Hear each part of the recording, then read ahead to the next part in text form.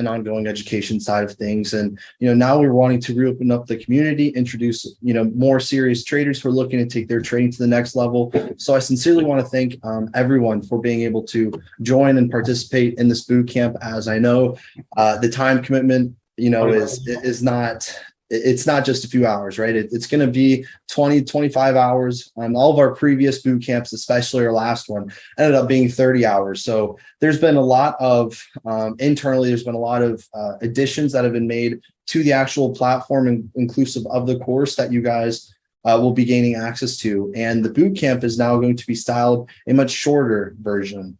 Let me go ahead and actually take this off. Let me see, just so everyone knows, for all note taking, please write it down on a piece of paper next to you. I will be we will be going over the rules and expectations of the boot camp, of the community, here in just a few moments. But having a sheet of paper to write down everything is imperative, as no phones right during the boot camp. That goes without saying. We've already talked about it. We will talk about it. But it's very important to keep a sheet of paper next to you to write out your notes old school way. And more importantly is all the diagrams, all of the approaches, the drawings that you guys are going to be making. You want to make them as detailed as possible. So please, again, I encourage everyone, do not use your phones. Just have a piece of paper right up down next to you. If you need a few moments to grab a piece of paper, you have the time, because we're just about to go through all the introductory maintenance overview material right before going into the education. All right, let me just go ahead and take this. That's fine. Just make sure you guys communicate with the admins of this call. All right, so any admins of the call, if you need anything, message them directly. Don't post it in the chat. Also, everyone, please avoid using the chat during the boot camp. I don't want to have to turn it off and keep turning it on. So only use the chat when questions are asked. If you need anything personally, please message the admins. All right, everyone. Well, again, welcome. I'm really excited. I don't want to take up too much time starting on the first slide because we have a lot to go through. So let's go ahead and get right into it. All right, everyone. Welcome to Dreams Effects officially. I'm glad all new students are able to join, previous students as well. And I'm just going to play a quick message for myself for you guys.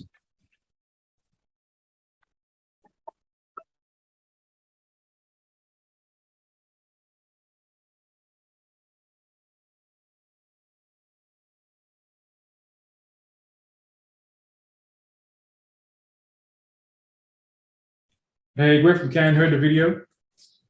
How grateful I am as you're about to embark on your new journey of trading, becoming not just a profitable and consistent trader, but really becoming the 1% as you're turning your dreams to reality. And here at Dreams Effects, we're not only providing you the revolutionary ideology to understand how the markets actually work by the central bank algorithm, but most importantly, we're providing you the necessary plan, showing you how to turn a dream into a deadline as it becomes a goal. And this bootcamp is going to expose you to the opportunities and the limitless expectations that the market provides every single day. So thank you guys for joining. I'm so excited.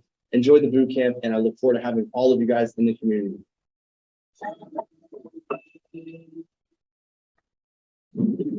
All right, everyone. So again, formally welcome. I'm very excited, and I know that quite a bunch. We have quite a lot to go through today. So let's go ahead and, as I mentioned, get right into it. All right. So first things first.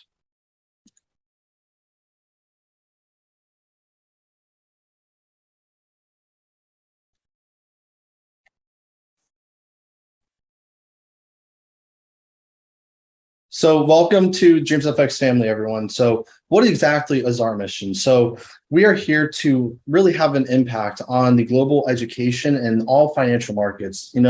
What we do does not just apply to Forex specifically. Now, what we do focus on is Forex, but this all of what you're going to learn applies to any market that, as long as you have readable price action, it's the operations of all markets. So futures, cryptos, stocks, equities, anything that moves on a chart, all is based on this knowledge that you're going to be learning. Specifically, we are specializing in developing the 1% of traders. As you guys know, this is not it's not an easy course. It's not just to do this, and you're done, right? This is the next level of comprehension, understanding, really taking your analysis to the next level, but also your mindset, because oftentimes everyone in the markets, they're always focused on the strategy. But if your strategy or your analytical skill set is all the way up here and your psychology is not on par with it, you're never going to make the results that you want. So being a mastermind is more than just, oh, I know this, this, and this, or ping-ponging, as you guys are going to realize. That's not being a mastermind. But with that being said, we want to have and transform you guys not into traders, but thinking like portfolio managers and being able to have the skill set analytically of a complete professional. So more so, everyone, whoever falls into Forex initially, me being one of them, 5 years ago, you fall into the trap of being sold a dream. This is what can happen. You can flip accounts, make all this money. But as you guys have known, if you've had the extensive experience by now, you were being sold a dream. And now our goal is to not sell you a dream, but provide you the necessary tools and equipment, showing you how to turn that dream into your own reality, as I have done it, as we've had a few students themselves who are already on their mission and really starting to have huge impact on their lives, their families' lives, and just showing the true possibilities and potential. Because anyone in the world is able to trade. And there's no discrimination. If you're in Africa, if you're in India, if you're in any even third world country where there's not the opportunity, everyone has equal opportunity in the market as long as you have a willing mindset and the ambition to get there, right? What's our vision? Our vision is, again, to become a global education empire that over years and years in time will give everyone around the world the opportunity to become financially literate and have the opportunity to escape the mainstream system, especially like we've talked about with work, with payment, everyone all around the world, currency and exchange rates being a lot different. Here in America, you would earn more here maybe than in Venezuela and Colombia, other countries whose, monies doesn't go a long way. Trading, by showing everyone around the world what is possible when it starts with trading, long-term investing, this is how you're going to slowly and over time accumulate wealth and start achieving all those things that you want. And all of us here at the end of the day are here for a specific reason, and money is just a byproduct of the skill set that you guys are going to be learning that's going to allow you to spend time with your families, open that business you've always wanted to run, if whatever it might be. That's our goal for you. So our emphasis is to ensure top quality to aid all of you guys and success, the retainment and the expansion of continuous innovation. It's never always going to be the same. And for our current members and for our future members who want to know, we are still in our infancy stages. There's so much coming. And, we've now been, as of next month, it will be a year that we've been established. This isn't going to be 1 year, 2 year project. It's going to be ongoing. And as you guys get closer and, as soon as you get through the boot camp, you're going to realize that there's a whole ongoing process. And we're really trying to have a profound effect on the industry. So with that being said, we are not the standard. We're not comparing anyone else to us. We're setting a new standard, a new expectation for traders who really want to make it, knowing what it takes to get where you want to be. So exactly, who am I, right? What's my experience? What are the foundations of Dreams FX? What are my credentials, right? So everyone at this point should know who I am, as I've talked to every single one of you, right? My name is Griffin Starcher, right? I'm the CEO of Dreams FX, and Dreams FX was initially founded in 2018. For those who do know my story, you guys can just listen. For those who do not know my story, I started trading in 2018. Late 2017, 2018 is where I really took my trading to the next level, and that's where I became a full-time trader. When I first started trading, I found out about trading the opportunities. Oh, you can get rich quick, blah, blah, blah. At that point, I was 17 and I was like, I really want to make some money. So I found out about trading. I'd worked the whole summer before going into university as a lifeguard, trying to save up as much money as I could, working 60 hours a week. I made $4,000 over that entire summer. My first week of college, I found out about really the true capabilities of trading, as that was the first time I was exposed to someone really doing a massive flip. And I was like, dang, I really, I've always wanted money. I was like, I really want to do this. So that second week of college, being in university, I put in that $4,000 into my trading account. And I was like, wow, I'm going to make it. I'm going to do everything. Mind you, no idea what I was doing, as it normally goes, right? And that being said, over the course of that next week, I ended up losing everything that I had. So at this point, I'm 3 weeks into college. I had no money, and my parents had saved up money for me, my twin brother, and my sisters to go to university. Well, the day after I blew my account, mind you, my parents not having any clue that I was trading, my dad said, I'm going to liquidate your college fund. I'm done with college, and he's, at that point been on my life. I was out of state college. It was $52,000 for my first year, and I had $0 to my name and no loans. And I'd worked my entire life up to get to my dream school at this point, and I was finally there. So 3 weeks into school, no money. I was just told that my school was going to be paid for, and I knew I had to figure out an effing way to do it. I figured out that if I can lose $4,000, I can make $4,000. I asked my aunt for $50 for grocery money. I put that into an account. I found a really good mentor at the time, only trading indicators, oscillators, momentums, volumes, everything, right? And over the course of the next 3 months, after I put that $50 in, my first month turned it into $10,000. My second month, $100,000. By the fourth month, I made my first $1 million.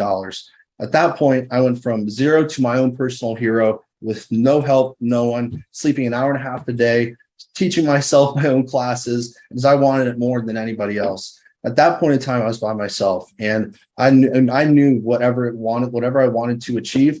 It all starts with a dream, and that's where Dreams Effect started back in 2018. Over the course of the next year and a half, I grew my own personal portfolio to $3.2 million.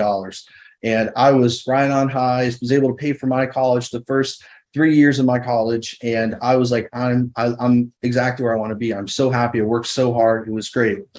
COVID came around. And at that point, I was very heavy into gold. I loved gold. And I had no understanding of risk management, absolutely none. I would just literally exponentially compound my account every single time I was in a trade, taking anywhere between 30 to 70% drawdown on those large accounts at any given point, trusting that it would just end up working out, which it did until it didn't. And that's where gold came around. And I decided, I could really make some retirement money being 18 years old, 19 years old, that I could just, I could make it. I could just do whatever I want to do. So I ended up deciding to risk 90% of my portfolio on gold with the monies that was at hand. And in 3 weeks, I blew that $3.2 million down to $30,000. And that's where I realized I had really effed up. I let my own head, my own ego get to myself. At this point, going into my third year at university. And then a month after that, I lost everything. 19 years old, that I could just, I could make it. I could just do whatever I want to do. So I ended up deciding to risk 90% of my portfolio on gold with the monies that was at hand. And in 3 weeks, I blew that $3.2 million down to $30,000. And that's where I realized I had really effed up. I let my own head, my own ego get to myself. At this point, going into my third year at university. And then a month after that, I lost everything. I lost everything I ever had after I paid for all my school. So I had to drop out. I became homeless, and no family, no friends, no nothing. With the same backpack that I have right next to me, I was sleeping on the beaches, on the middle of literally sleeping on a beach for 2 months straight, every single night, nothing to my name, no parents, no family, no friends. And I realized, looking up at the stars, that, I have two options in this scenario. You either give in and let everyone tell you that they were always right, or you can be the hero of your own story. You can understand what it takes to achieve greatness. And I understood at that point in time, it's your mindset. Everything is you're capable of more than you think, but you need to put your mind to it. So at that point, I realized the only way that I'm going to be able to recover from this is by thinking in a way that's going to allow me to. If you're negative, if you attract negative things, you're never going to be able to get where you want to be. You're not going to attract positivity. So over that period of time, I got enough, couple $1,000s over the course of a couple months, working my ass off on a beach, on a pizza parlor on the beach, walking up and down the beach, delivering, saved it up, put it back into my trading account. I'm like, I'm going to do this again. I'm going to learn from all my wrongs, make it right. Every single day, studying my own psychology, exploring the realms of my own consciousness. And since then, I've been able to build my way, back up. And that's where I'm here, is to show people and inspire people that if you have a dream, it's up to you to chase after it. Whether your parents don't believe in you, your friends or your family, none of that shit matters. As long as you believe in yourself, that's all it takes to be great. But if you are always looking for that validation from outside of, yourself, from your parents, family, your friends, they're all going to say you can't do it because they don't know what you're capable of until you actually do it. Now, guess what my family says? Wow, you proved everyone wrong. I'm like, damn right I did, because I'm not just here to exist. I want to live my life on my own terms, and I want it more than anybody else. So that's my story, and that's my reason for Dreams of X, to show people what is possible when you have a winning mindset, when you believe that you can do anything that you put your mind to.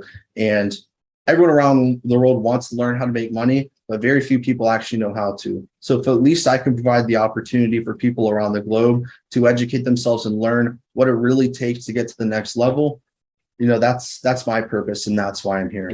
So that's enough about me. I know you guys want to go straight to the boot camp, but that's just about me and my story, and those are my credentials. So that being said, everyone, that is myself. That is Dreams of X. Started way back in 2018. Officially, as of this year, really starting to have an impact and wanting to go into really global level, different languages, XYZ. So we'll talk about that later on, right? But thank you guys for listening to that. Now let's get right into the overview. So throughout the boot camp and lifetime education that comes afterwards, you can expect to learn the who, the what, the where, why, when, and how of all financial market operations. So understanding exactly where the markets are manipulated, understanding the algorithm, how all moves in the market occur based on the institution's positions, and why all traders are losing, and most importantly, by using those losses to learn how and where to win to become the 1%. As I mentioned, this boot camp is, for the majority of the part, all analytical. The second half of that, the psychological, is going to come in the course when we discover that in the next slide. More so, developing an algorithmic mindset, huge. Not just a winner's mindset, but an algorithmic mindset. And what this is it's going to allow you to process the markets from a rule-based approach based on facts. Understanding that you're not letting your emotions come into play. You're not going to allow any naivety come into it. Understanding how to remove your emotions entirely and follow that strict rule-based system that relies on facts rather than interpreted theory. Of course, learn from a master from an intraday perspective. Ping pong, intraday, swing mastery, XYZ. As we have told students before, if you've ever seen someone ping pong and you're like, oh, that's so cool, I'm here to tell you right now, you will learn how to do that. But if you emphasize on trading that way, you are going to have not only loss rate, but you're not going to be making as much money as you could. That's where I have my own edge. Do I know how to ping pong? Absolutely. But anyone who actually does ping pong does not make money. And then furthermore, does not actually know how to trust the right side of the market and have their own patience. If I were to say to you guys, do hedge funds ping pong? Do institutions or banks ping pong? No, they don't. Well, ping pong. No, they don't, right? When you have capital, when you have serious money to get behind and you're funded, if you have $100, $200, $300,000 in funding, do you need to ping pong the market to make some money? Absolutely not. You just need a few positions, a few trades a week, making those, withdrawals, and you're golden. But why people emphasize so much, ping pong, it's very toxic. That's not how trading's supposed to be. The top traders in the world do not ping pong, but you will still be able to learn how to, just so you know how I specifically trade with my own edge, right? So it doesn't matter what type of trader you are, you're going to be able to excel, because the same strategy applies on all time frames, as you guys have probably now learned from the day one reporting of the May bootcamp. So now your post bootcamp success, right? What's actually included afterwards? As mentioned, everybody, the bootcamp is just the gateway. Absolutely everything cannot be taught in 4 days. It doesn't matter how long it is. Last bootcamp spent 30 hours. Still could not get through everything. There's a ton. So this is not something that you can expect just to learn in 4 days and master it. Or I already know SMC, I'm going to do great. Absolutely not. we've had some traders who have been trading over 10, 13 years, and this is a new approach for them. So it doesn't matter how well you think you interpret or how fast you think you can know something, it becomes completely irrelevant because it's about experiencing everything you're going to be learning in the boot camp and afterwards. So first things first is the mastermind course, right? So the whole A to Z approach, and this is something that we are still working on, especially for the higher end tiers, even some announcements for the new community. But the mastermind course is going to be all concepts covered in the boot camp and not even included in the boot camp in the most extreme detail. So in the mastermind course, there are going to be 5 pillars to becoming a mastermind. The mastermind course doesn't mean you're a mastermind after the course, not in the slightest. You are a boot camp student. To become a mastermind, you have to go through all of the pillars of a successful trader, hence the journey to the mastermind. Your journey to becoming a mastermind is going to be having the pillars consistent of all the core concepts, everything you'll be learning in the boot camp, all the intraday mastery, understanding how to master all concepts on an intraday basis, your trade management and risk management pillar, everything about growing any sized account consistently, so on and so forth. Mastermind psychology course, which is what we're still working on to have a professional actually teach this course for you guys, so you know exactly how to manage all emotions throughout this process. Because having $100 account psychologically versus having a $100 to $500 or $1 million plus account is a lot different, because for obvious reasons, you're managing a lot more money. Even though strategy might be the same, your approach is going to have to be a little bit different. And then, of course, the last and final pillar of the mastermind course is the algo mastery, putting everything together entirely to where you can understand boom, boom, boom, boom, how exactly to process that. But even though this is called, the mastermind boot camp, you're going to be learning algo concepts. We know that there's education all over the place. Some people are very proficient at SMC. Some people don't even know, the core concepts of SMC. So this is a whole conglomerate that's going to prepare you for the real course, your real journey. Of course, the Discord, for those new and current students, the whole Discord has been innovated and is going to be continuing to be innovated until day 4 of the boot camp. For the new students, you guys are going to be working together, and think about it like it's your class for school, elementary, high school, whatever it might be. You're going to be working up the levels with your class. So the boot camp, there's going to be specific criteria that I'll cover with the new students before the boot camp ends, things that you need to do, what you can expect. But as soon as the boot camp is done, all the current students, you guys are going to remain in that pro chat that you saw, and you're going to work through. There's going to be specifics, objectives, to then go into the next tier, right? Same with the boot camp students. Boot camp students, after you go through the boot camp, you don't gain access to the main general Discord. You then need to go through all of the core concepts. Once you go through all the core concepts, test out, then you're admitted to the main course. So there's a hierarchy system that we'll be going over immediately after the boot camp is completed, or on day 4 rather. And then, of course, you have our members area. So all previous students, you guys do and will have access to the members area, but you guys will not be having everything available. That's where the tier system approach comes in, with the specific hierarchy of levels afterwards, right? So the ongoing education, right, for the new students who participated, the Dreamer package, you guys get access to the Sunday webinars, trade breakdowns, live trading sessions, study rooms, so on and so forth. The basic bootcamp package, you guys will have access to this, and I will mention and talk about it later on. We got a bit long day. I just want to introduce this interface as a whole right now. All right. So the breakdown over the 4 days. Each day of the bootcamp is dedicated to a crucial pillar of our strategic approach to market mastery. Each pillar containing several blocks to pave the way for your newfound understanding. So let's see the first day. So today we are going to be going through liquidity mastery. On day 1, you guys can expect to learn the advanced understanding of liquidity 201, the operations of all financial markets. Sure, you've heard of liquidity, equal highs, equal lows, but it goes so much deeper than that. And that's what you're going to be learning in the first block today. There's not just retail liquidity, there's retail liquidity, SMC liquidity, institutional liquidity. Everything in the market moves based on liquidity. So that is the whole emphasis for today. Block one. Block two, then talking all about the inducements, the different types of inducements, the purposes, how we use them, we apply them. And that's one crucial factor and pillar of the algo that we're going to be talking about today. And then, of course, at the end, putting it all together, what we've learned so far, putting that together, that plan to start identifying these setups, on a routine basis. So that's the initial glance for today.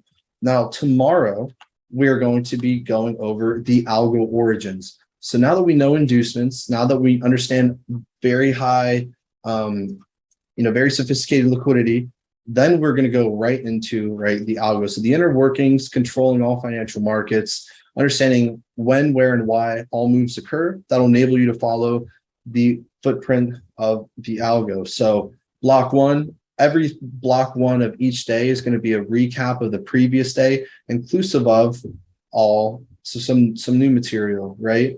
So block one is going to have, the previous review from today. It's going to then have inducement cycle and the algo SMC traps.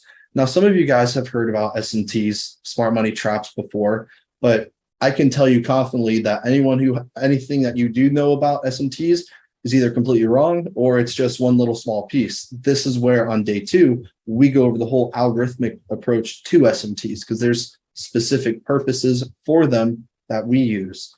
Block two, that is all about the algo. So understand being exposed to the central bank algorithm as a whole, understanding how the banks really trade. What's the main difference between us, banks, SMC, because there are several differences, right? Of course, the liquidity cycle, the checks and balances of the algo, how to ping pong the markets, showing you why ping pong works until it doesn't and why you specifically should avoid it. I'm gonna say that again, why you should avoid ping ponging.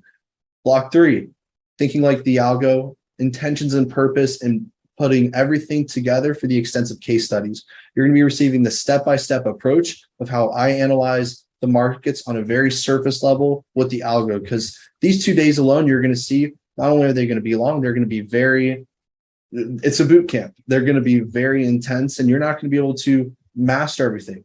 Do not worry. That is the point of the course, right? So that's day two. That's this weekend. All right. Then day three, day four.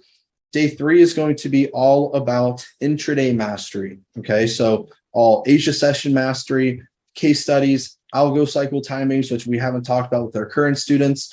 Block two is going to be all of the daily cycle variations, the 8+ variations, the weekly cycle variations, and then cycle mastery, putting it all together so you can understand it on a fractal level from the 1 minute all the way to the 1 week using these cyclical cycles.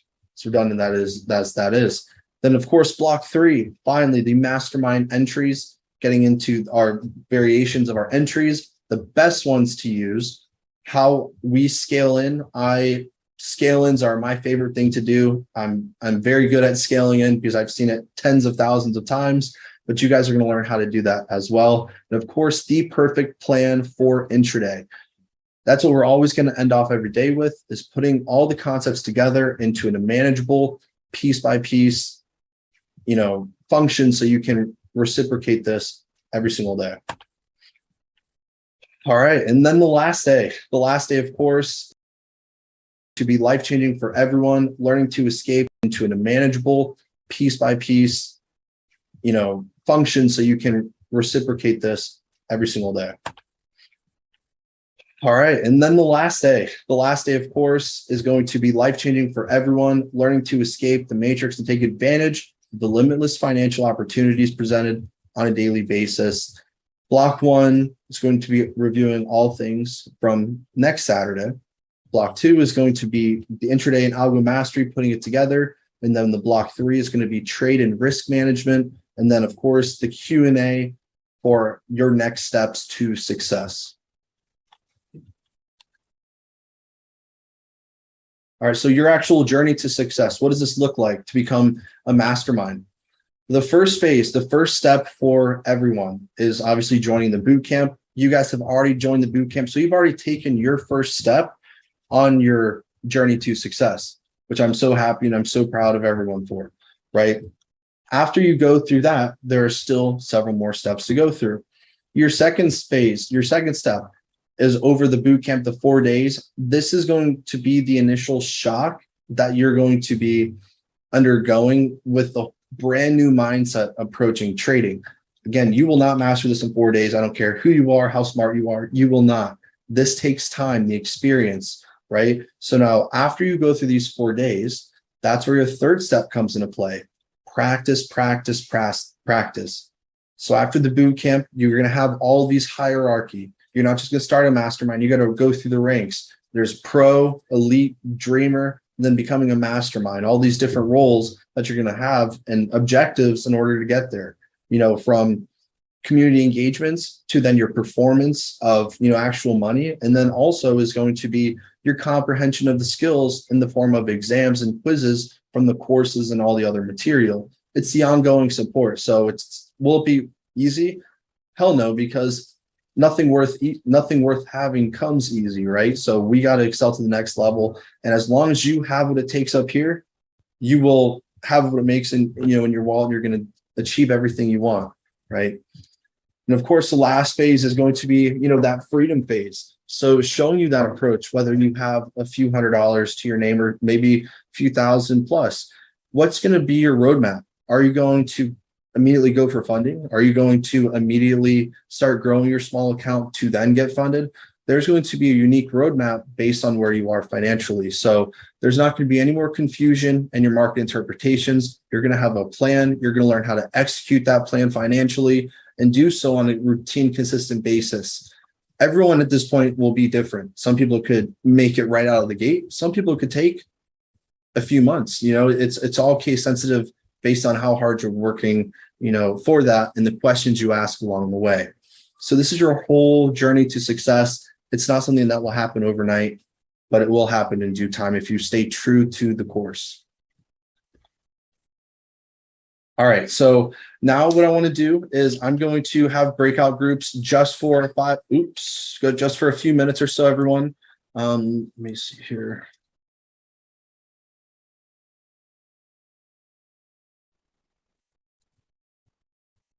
All right, let me see. Here we go. We're going to have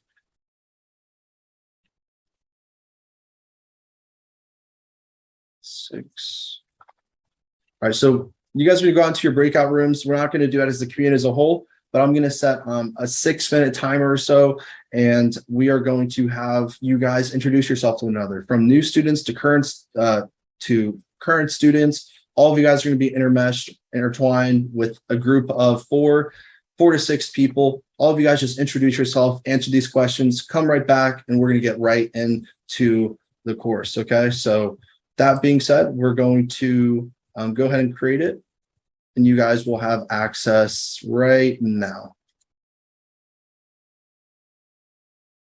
You guys want to go ahead and click that sign. All right.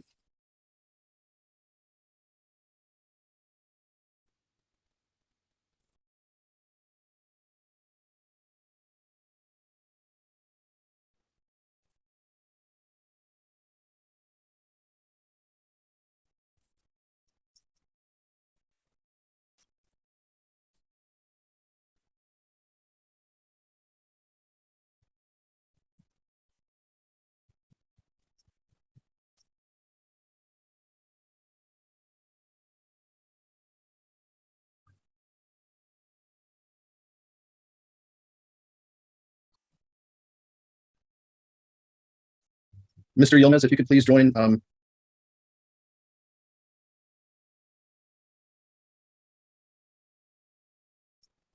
TJ, if you guys could both go as well.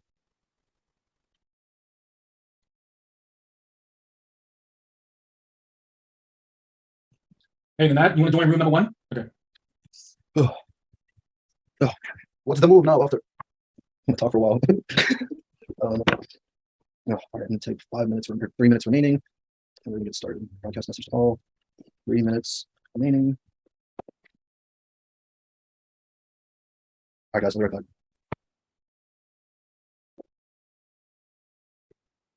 back. Nat, join room number 1. And Wilmer, you got to join room number 6. Room Lima, join room number 6. Hit join. And then now join room number 1. Vipu, join room number 3, please. Vipu, you hear me? So how do I join room number 3? Just hit join. Scroll down until you see room 3, hit join. There's an option at the bottom that says breakout rooms. Press on it. Room 3, press join. Yeah, I see. Okay. And now you see it? See the option to join? There's an option at the bottom that says breakout rooms. Did you see it? You see where it says mute? At the bottom of your screen. Look at the very bottom of the toolbar. You see security, participants, check. You see where you check? And then record breakout rooms. Hit breakout rooms and then join number 1, room number 1.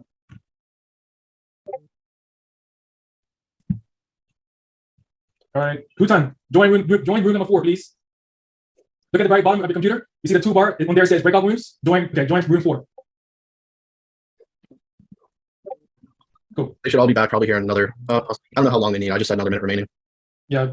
Not a minute because it's getting late. Yep, I know that already, man. I was talking with on a few people, Javon and Earl, and there's been the whole wrong approach. I mean, like, people are all over the place when it comes to this. So it's like, I'll talk to you about it later, but like condensing everything like from the last boot camp, I had 100 slides just for day 1. Like it's a lot. Like it's like I have to go through absolutely everything. Yeah. And, you know, there's just a lot of material. So, you know, for me to try to condense it, there's just so much crap. It's not even an algo boot camp because I got to teach everything before that point, you know. So it's like after this boot camp, things are going to be changing. There most likely won't be another boot camp approach. It's going to be something else, and I'll discuss that with you later. But all right, no problem. All right, I'm going to go ahead and say please join back broadcast. All right. If I close all rooms, Shouldn't we just close all the rooms and make it easier? Yeah. so we return to the main screen. All right, got it.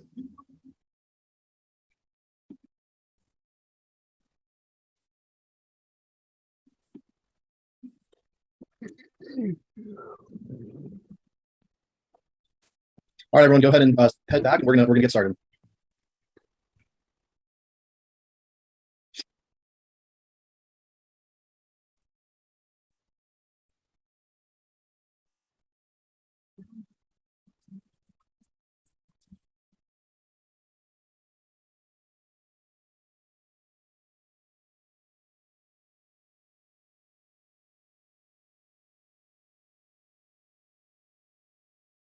All right, at this point, everyone should be back. Remember, please be in view of the camera, and our admins will be reaching out to you guys if there's any suspicions, if you guys have any questions, please message them, let them know. They're the ones who are going to be actively watching. All right, so hopefully you guys are able to introduce one another. We're going to have that another 1 or 2 times throughout today, tomorrow, and let's go ahead and get right into it. So, all right, everyone, bootcamp challenge. So those who know, we have a different challenge each bootcamp, and this is going to be the opportunity that you guys are going to receive to jumpstart your Dreams Effects trading journey. Now, what is the bootcamp challenge? It's an opportunity for you to share your experience, you know, on Instagram, any social media, to enter for a giveaway for a prize. And how do you participate? For any post that you complete, whether it's a story, Instagram post, the more entries, the better. And they're all presented with different values. So one entry a day is if you repost at least one of our content items on our story, if it's our boot camp and you reshare it on your story, that's 1 entry per ticket. Your second entry, if you want to get 2 entries per ticket, if you upload a picture or video of yourself or just of the screenshot of your computer, obviously with non-sensitive material, then you're able to enter 2 entries. So if you just take a picture, even it's of this screen or something else, and you let the admins know, hey, you know, just this is for the challenge. Okay, it is what it is. Let them know. You can take a picture and then just tag @DreamsFX for that story post so we can actually see it. If your account is private, we won't be able to see it and you don't have to enter the giveaway. But reminder, this is completely optional. It is not mandatory by any means. But the opportunity that presents after this 5th entry, right? Can we get 5 entries? If you post a short video of yourself or of your notes or just your experience, be 5 to 10 seconds, then you get 5 entries per post. Again, tagging us to make sure we actually see it. Your name then is added to the drawing list with your amount of credited points. So with that being said, the giveaway for this bootcamp is going to be a 50K MFF challenge account. The winner is going to be announced the Monday after the boot camp ends. So it ends Sunday. The next day, the boot camp winner will be announced and you'll be receiving your 50K MFF account. Again, completely optional, but why not partake in something that is completely free, right? Especially if you always wanted to fund an account or want an opportunity. This applies to all new students and current students. The selection is completely random. So the more times you post, the more entries you gain, and the quality or the amount of the entry is based on what type of post that you do on your story, on Instagram. Just remember to tag us, and your profile must be public for this. Even if you just turn it on for the weekends, turn it off, just make sure we'll have no idea, okay? All right, if anyone has any questions, you can ask me about it, type in the chat, whatnot. We're gonna keep going forward. Right before we get into it, rules and expectations of the bootcamp. Please, everyone, follow these to have the best experience. 1, the bootcamp is 4 days, and it's 4 to 5 hours each day. It's designed to be short and rigorous training course. However, we're going to be providing you guys time for breaks to ensure your attention and focus is on point. Again, we're going to be going through everything as efficiently but as fast, as possible, because there is way too much to cover in 4 days. So if you don't understand something, there's going to be opportunity for it to be answered either during the boot camp or afterwards. Whoops, that was just 2. Recording and camera on the entire time. For security purposes, obviously, we say in the NDA, we teach our own proprietary and intellectual property that depicts our edge in the market. Any attempt to record the boot camp, take pictures, etc., will result in incident removal from the boot camp with no refund whatsoever. I encourage you guys, please do not take screenshots, pictures. Not only will there be a watermark, but we get notified. If you attempt to record from a third-party platform, we get notified that you do so, and that's just instant ban, no, nothing. We are here for you guys, and you need to understand the boot camp is not everything. It's just leading you to everything that is going to come afterwards, okay?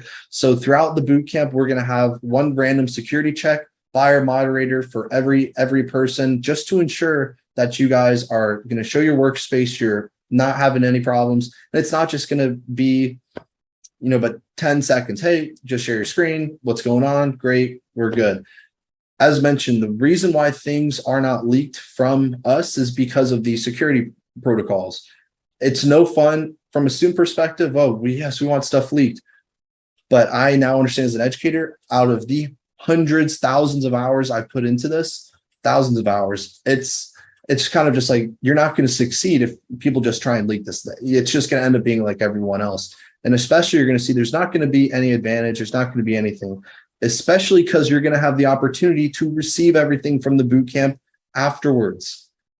And you're going to have all the videos of all the concepts afterwards and 10 times the amount of depth. So I encourage you guys, please don't be stupid. Please don't risk it. It's dumb. This is just the introduction. Okay. I'm not going to have any worries about that, right, everyone? Type yes if I'm not going to have any worries, right? There's not going to be anything. Type in the chat. Good. 3, write down all of your questions. The bootcamp is not styled to be an active Q&A section. We all know that you guys are going to have questions at some point throughout the bootcamp. That's why we leave cliffhangers. That's why we leave some things open-ended, because those questions will be addressed later in the boot camp. And if your answer is not received, then there's an opportunity on day 4 of the boot camp for you guys to ask all of your unanswered questions. So I encourage you guys to have a separate sheet of paper and label it accordingly. Boot camp questions, day 1, and then the section of the question that you have. Day 2, the section or the block you had the question. This is going to be a key piece of paper, so make sure you write down all of your questions in the most, in the best detail, and they will get addressed, they will get answered. All right.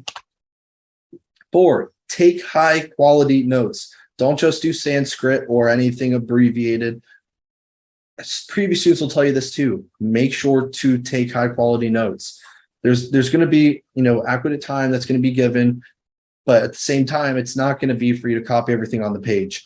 The words I say are more important than what's on the screen. Just like in school, you can't put everything on a presentation. If you write down word for word, you're not understanding the most important things. So anything that's bolded, anything that's italicized, anything that I say are the most important. And for obvious reasons, not everything is going to be given on the screen, because in case there is someone who decides to break the rules, well, it's just going to hurt them. It's not going to hurt anybody else, because what I'm saying is still being delivered. right? So paraphrase the most important information and draw replica examples. If you have, pencils or crayons or markers, color coding, highlighters, whatever, to study them to the max. And of course, at the end, there will be an opportunity to receive all the diagrams for the bootcamp afterwards. So stay alert for that. Fifth and final thing, have fun and trust the process. All of you guys are a part of the bootcamp for the same reason. And just like college, you're going to be graduating off into the world of top tier trading. We are all here for the similar reasons. Developing meaningful relationships with other members and building a community of high skill set individuals is what separates us from everyone else. It's not just about making money. It's about the whole process it takes to actually get there. What it takes mentally, how to succeed in success and surround yourself around like-minded individuals. It's not like it's going to be a school project where you're working with people you don't want to work with and you're trying to have a half-assed project. There are very high skill set individuals within the community, and building relationships and starting to work in groups is going to be a key factor to everyone's success, especially when you're working on the same with someone else who's on the same wavelength. It's going to make you grow so much quicker. So that is going to be so important. So have fun, soak up the info, and then off to where the real mastery begins afterwards in the post bootcamp, Dreams Effects Discord, mastermind course, so on and so forth. With that being said, day one, introduction. We're going to do the key takeaways from the first, the bootcamp recording, only a few slides, and then contingent after that, I might say we could have a quick 5-minute break so we can keep going through it. All right, everyone. So the bootcamp recording recap. As you guys have all hopefully watched by now, and if you haven't, I heavily encourage you guys to rewatch it. Day one of May bootcamp is very informative, but is meant to serve as a complete review prior to actually joining the Mastermind Bootcamp. With the core concepts of day one alone, you can become more than profitable. Just trading structure, order blocks equal highs, equal lows, premium discount, you become very profitable. And that's a very smart edge to SMC, right? However, our goal is to exploit the algorithm that manipulates and regulates price. We're not interested in just trading another strategy with another edge. Our goal is to understand every single move that happens in the market, the reason for it, because you then know, well, shit, anything can be possible. But that's where a plan is going to come into play to showing you, once you know everything, this is how you only take the best of the best. That's the whole point of it, right? The bootcamp is solely about liquidity, derivatives, and mastering the algo, understanding how the banks really trade and the operations behind all financial markets. And you're going to hear that statement a lot. Operations of all financial markets, the back end operations, why everything works the way it does. And that's what the algo is going to be teaching you over the period of the 4 days. Now let's refer about some of the key takeaways from day one. While all day one concepts are important to be aware of, only a few of them actually remain important for the algo. For the rest, you're going to be learning how to use them from a different perspective. What are those things? What are topics that we do utilize from the day one? Of course, we use order blocks, we use imbalances, points of interest, fractality, and structure, but in a completely different utilized way. Structure is not king, as everyone is misled to believe. If structure was king, why do all traders who trade structure always on the wrong side of the market? Premium discount, while it's logical, it doesn't have any relevance in the whole scheme of things, especially when it comes to algo. Equal highs, equal lows, so on and so forth. That's what you're going to be further learning about, the why, but that's not what we trade. In order to know where and how to win, you first need to know how and where to lose. And that's what day one is all about. Everyone wants to focus on where to win. But what's the last thing that anyone wants to do in the markets? The last thing anyone wants to do is lose. And for the day one of the Mastermind Bootcamp in May, that's all we talk about is, oh, this is how you win, winning trading setups, win, win, win. But this go around, we're teaching you guys exactly where and how to lose Because if you know where and how to lose, that tells you exactly where to win. All right, so we're just going to go through that real quick. Now we're going to go to the day one, advanced liquidity 201. Now, of course, I know that there's going to be a process to this, so I want to have a raise of hands. Raise your hand, type in the chat, keep going forward, or take a 5-minute break. Up to you guys. I'm ready to fly through, but I want to get a pull from everyone because I want to make sure your attention is exactly where it needs to be.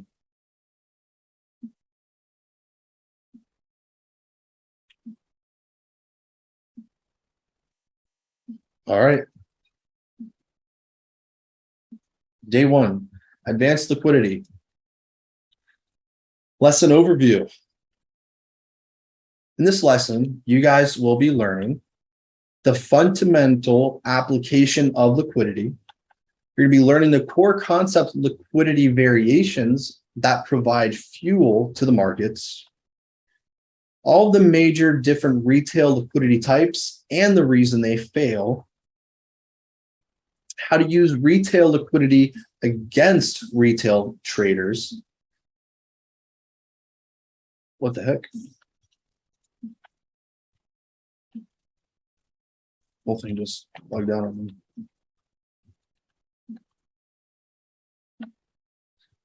And again, in order to know where to win, you guys must first know where to lose. Where is everyone losing in the market? What strategy, no matter if you've done, indicator, basic retail, if you've done SMC, don't just study your wins, study where you lose with the data that you have for consistently. Are you losing based off of your order blocks? Are you losing based on structure? Are you losing anywhere? Doesn't matter at that point, right? There's always some commonality. So it's going to enable you to think by mastering these types. It's going to enable you to think from a logical perspective and give you the expert understanding of why all strategies lose at a certain place in time. When I say logical perspective, there's a difference between logical perspective of actual market operations compared to a retail logical perspective. For instance, we know that it would make sense conceptually if there's support. Well, retail's like, oh, it's already rejected a few times. It's going to continue higher. But there's difference between retail perspective and actual logic based on market operations. So that's just a key insight as to what we're going to be getting into now. So first things first, what is liquidity and why is it important? At the end of the day, liquidity is the volume of exchange between buyers and sellers. Now, there's a whole bunch of different applications for liquidity, and it doesn't matter if it's liquid assets, XYZ, but for the time being, we're just saying it's the volume of exchange between buyers and sellers in any marketplace. Liquidity is what provides fuel to the markets, and without it, it would not exist. It would not exist. What do I mean? Any strategy that you've used in the past, it doesn't matter anything. All strategies rely liquidity to be present, meaning if you're trading a trading strategy and you want to apply it in the markets, it requires there to be both buyers and sellers active in the market for you to apply a strategy. But not all strategies are based on liquidity, meaning all strategies aren't teaching you about liquidity, but why all strategies work at any given point in time is because the underlying factor of liquidity is always present in all of them, right? So what does it actually mean? It's essentially the more liquid an asset, an instrument, a pair, whatever is, it just means the more freely you can enter and exit the market as you choose. If you're trying to sell, your positions, but there's not any buyers who are willing to buy it back, you can't sell that position until there's a buyer that'll actually buy it back. So that's what liquidity is, being able to enter and exit freely when there's a whole bunch of liquidity of people trading on the back end, someone who can cover and take your order in the opposite direction. Liquidity is responsible for every single move in the market. Again, don't think about equal highs, equal lows. That has virtually no relevance at this point. Any move that happens, whether you go 1 pip higher, two I mean, 200 pips higher, lower, doesn't matter. Any individual move always requires liquidity to go there, right? Liquidity acts as a magnet for price. Liquidity is always building, it's always seeking, it's always collecting, and then repeating. All of this is simultaneously happening on all different time frames all across the board. One move that happens in the moment is going to be a purposeful move that price is going to have to either build, seek, collect in the future. So liquidity is a big magnet that price is attracted to everywhere. And liquidity, going more in depth to it, why do we identify it and what does liquidity actually tell us? Liquidity tells us three important things. Liquidity tells us where price has already been. It tells us where it's going and how it will get there. It tells us where the money, or more professionally, is the gas is of any move in the market, right? So what is actual gas? What's gas and liquidity? If we know that liquidity is the volume of buyers and sellers, what is the actual gas of those buyers and sellers? What are the actual different positions these buyers and sellers are taking that are making a liquid market? Well, gas comes in the form of stop losses and all pending orders, whether it's a stop order, if it's a buy stop, if it's a sell stop, if it's a buy limit, or if it's a sell limit. If it's a stop loss, if it's a take profit, all of this is liquidity. Anything about someone's position is liquidity. But most specifically is where traders are losing. That is liquidity. Where is money in the eyes of the institutions or the algorithm?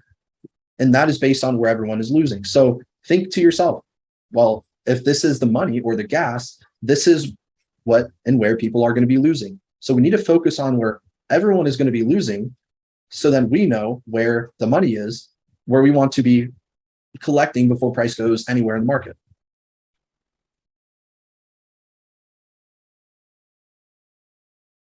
Give you guys about another 20 seconds or so. We're going to keep going. Again, just paraphrase, because we got a lot to go through.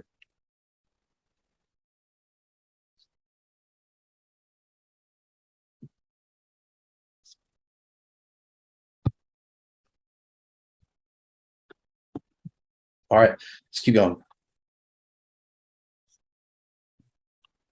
So let's think about it.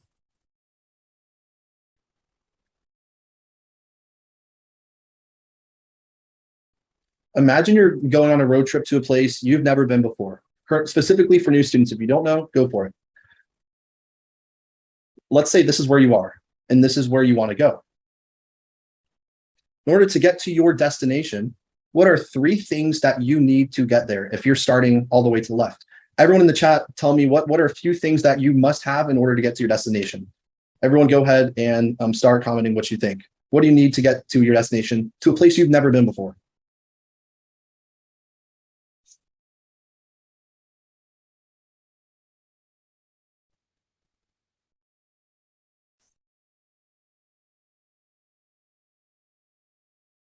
All right, right? So let's think about it. The first thing you need is you're going to need some form of transportation. That's a given, right? So your first form of transportation you're going to need in order to go anywhere, right? You always need a vehicle that's going to take you to your destination. And we're talking about something that's not close, right? So the next thing that you need is, after you have your vehicle, you need a way to get there, right? If you've never been there before, you need to figure out what's going to allow you to get there. And that's going to be a map, some form of navigation system, GPS. So now you have two out of the three. You have your directions on where price is going to go, or where the destination is, how you're going to get there when it comes to directions. What's going to allow you to get there is going to be your transportation. And arguably the most important factor that's going to allow you to get to your destination is going to be the gas. It's going to be your gas. So all along the way, if you have your car and you have your destination, if you do not have enough gas or fuel in your vehicle, you will not make it to your destination. But if you have more than you need, it's going to be utilized for a future trip, right? It's going to be utilized for a future trip. These are three things that you must have for any car trip, for anywhere, right? Well, that's where we need to think about the markets. The markets are an entire roadmap, always in search of a destination, but always need enough gas to get there. And price, how price is moving up and down, higher and lower, that is your vehicle. Your vehicle is priced that's going to allow you to get to your destination. But to get to your destination, you need fuel at gas stations to get there. And what are these gas stations? The gas stations are the institutional and retail traps or the liquidity pools where all of these types of traders are losing. I'm not talking about SMC and retail, they're one and the same. But institutional liquidity, understanding retail liquidity, by understanding where traders are losing, those are the gas stations that's going to allow you to understand where the destination is. So like we talked about, if you have enough gas, you're going to get there. If you don't have enough gas, you're going to have to fuel up before you get to your destination. So if not enough gas is collected, you can't get there. If more than enough gas is collected, it's going to be used for a future trip or for you to keep going maybe to a further destination. Very important is correct order blocks are what's going to be lying after your gas stations. So when your price or your car is fueling up, what's going to be the ignition after you fueled up for your trip, an order block is what's actually going to be like a Super Mario Kart accelerator. It's going to allow you to just boom, push directly in the opposite direction. And that's what order blocks do. Your order blocks are located after your gas stations. Those are what's going to set you right back on the right track for price. So by identifying where everyone is losing, we know where to win. That's going to be said many times, so keep thinking about it. Before I win, I got to learn how to lose. Last but not least, now we're going to be introducing the retail strategies that provide the gas that will drive us down the road to victory. So first block, retail liquidity, advanced liquidity 201. Equal highs and equal lows. We already know what these are, so we're going to fly by them, right? We already know what equal highs, equal lows are. So let's think about it.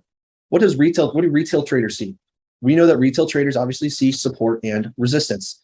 Support and resistance, when you're looking at equal highs, equal lows, it's just a conglomerate area that has at least two touches, but if not three. These touches, it doesn't matter if it's candles, bodies, so on and so forth. But what is essential is it's building some form of ceiling. It's building some form of resistance where we know traders are going to be selling at. So if traders are looking to sell, we know where their stop losses are and vice versa. If we know that we see, oh, here's 1 touch, 2 touch, 3 touch, 4, we know that looks to appear to be some form of price floor. So this is where retail traders are going to expect to sell from, expect to buy from, right? So why do retail traders use this? Because it makes sense to sell and buy at areas that have previous rejection. This indicates some form of threshold that's going to allow the market to reverse. Now, if you don't have a stop loss, you might get lucky, but other times you're going to be completely screwed. That's why equal highs, equal lows are the most basic form of retail liquidity, but just a very small piece. What market conditions do they occur in? Support and resistance primarily occur in ranging conditions as traders are typically trading zone from zone. I, for one, know that when I first started with price action, I was trading zone to zone, whatever made sense, because that made sense. So you're going to see support resistance all over the place. When you spend too much time on it, because you guys should already have that understanding. So now equal highs and equal lows, right? We know that these traders, they do not have their stop losses exactly at, these areas. They could be 5 to 10 pips afterwards. So the purpose of these types of liquidity is to build a pool by accumulating buyers at support and having those sellers distributed at resistance who got in prematurely. Again, everyone who's looking to sell here, and they see all these rejections, they're going to be entering after that. And the more times that you see a specific level rejected, you need to think about the purpose behind that is the more times that people are trying to sell and price is building a huge resistance, you need to think about, damn, there's a shit ton of money that's lying after where they're looking to sell, because the more touches that you have, the more rejection indicates the more amount of sellers who are trying to sell the market, which means the more amount of sellers, in terms of money, a much more amount of stop losses are lying above. So what happens is after there's a ton of sells, stacked, price liquidates them. And then based on the amount of liquidity that's building, you can expect a huge move in the opposite direction. But you can understand how large the move that will happen based on how much liquidity is building before the move. If it's just two highs like this and price were to wick it out and drop, it's not going to be as expansive because there's not a lot of stop losses lying above those two highs. There only might be a couple, relatively speaking. So now from a liquidity perspective, what do we look to do?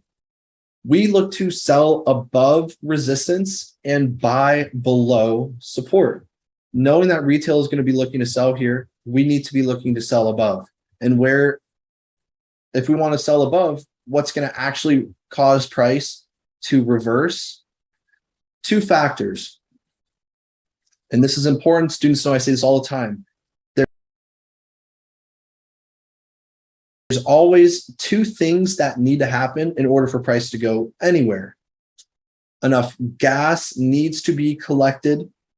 And two, there needs to be a strong enough order block that'll cause price to get to its destination.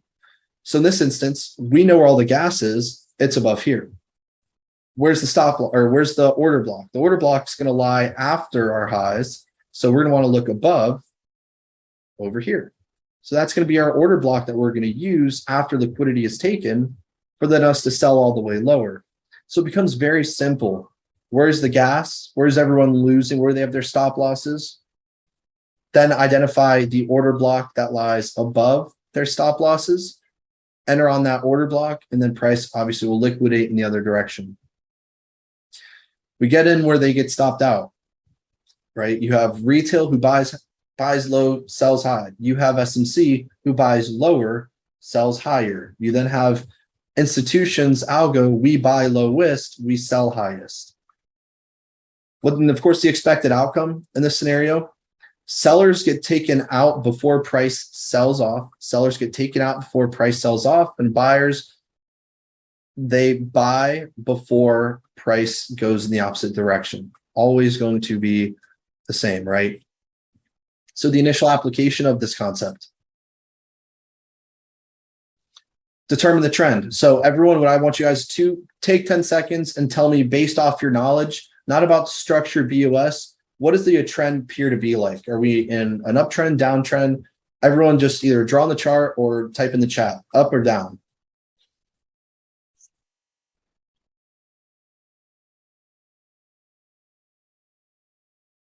All right, so we're in a downtrend, very clear, right?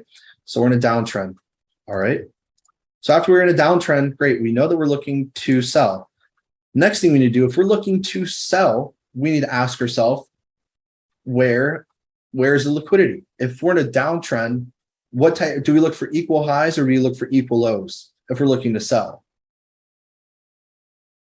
Right, so if we're looking to sell, we look for equal highs. Where are all the equal highs? Everyone, again, engaging, everyone participate, analyze.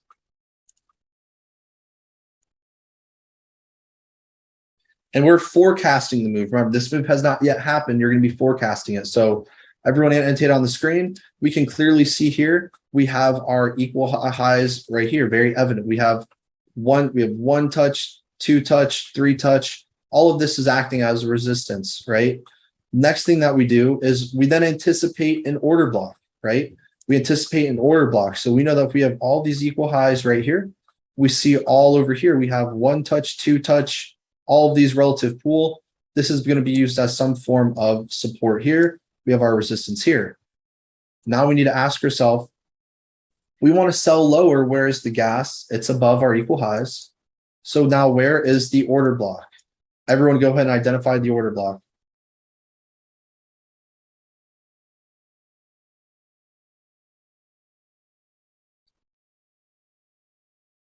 All right.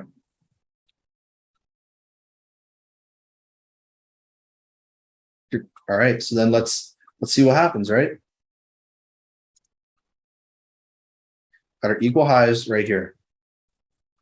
This is our order block right here. For those who said over here, remember about order blocks. This one, yes, this was an order block, but what happened? It was already mitigated.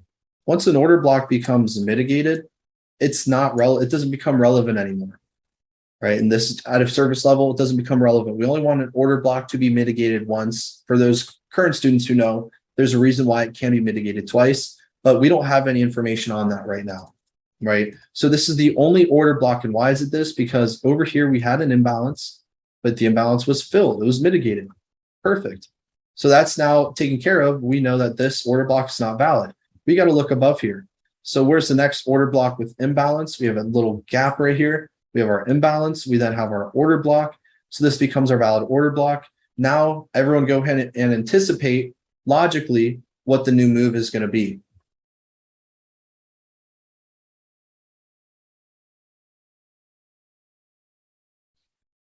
Boom, right? And so that combining everything that we just talked about, exactly. In order for us to get to our destination, which is down here, we need gas to get there. Where is going to be the gas if we're in a downtrend? Our gas is going to be above highs. So this is the gas that we need to collect at the gas station. This is then going to be the order block that's going to cause price to go lower.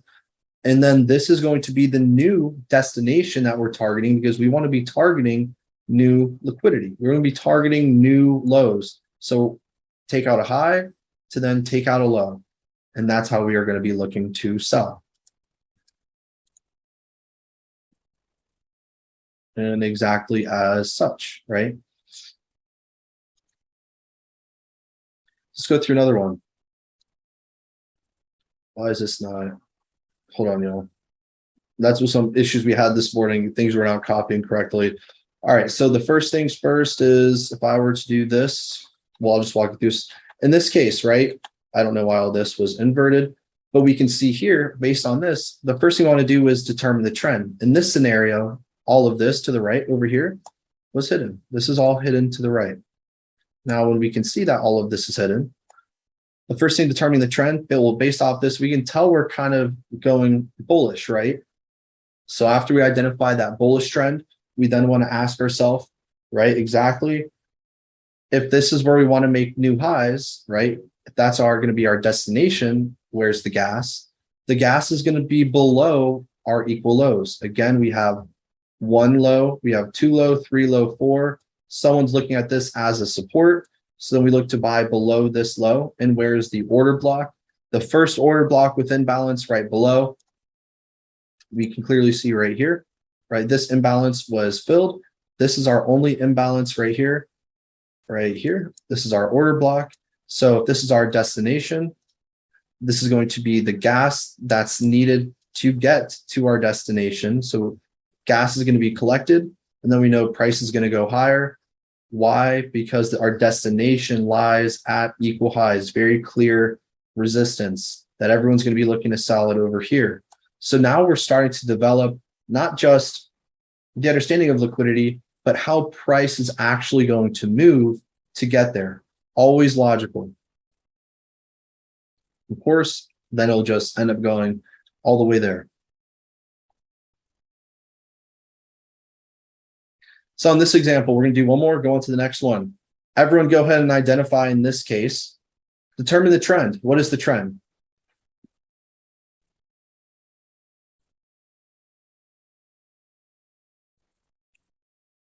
All right. Everyone's saying buys, right? Awesome. Yes. So we are bullish. Great. We're bullish. After we identify the trend, next thing, what's the next thing we identify? If we are in a bullish trend, where do we look to buy below?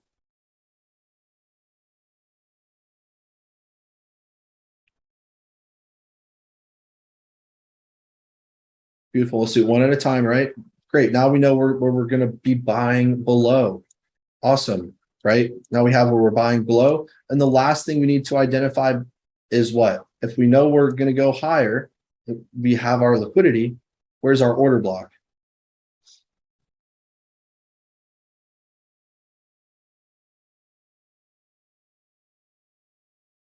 Boom, right?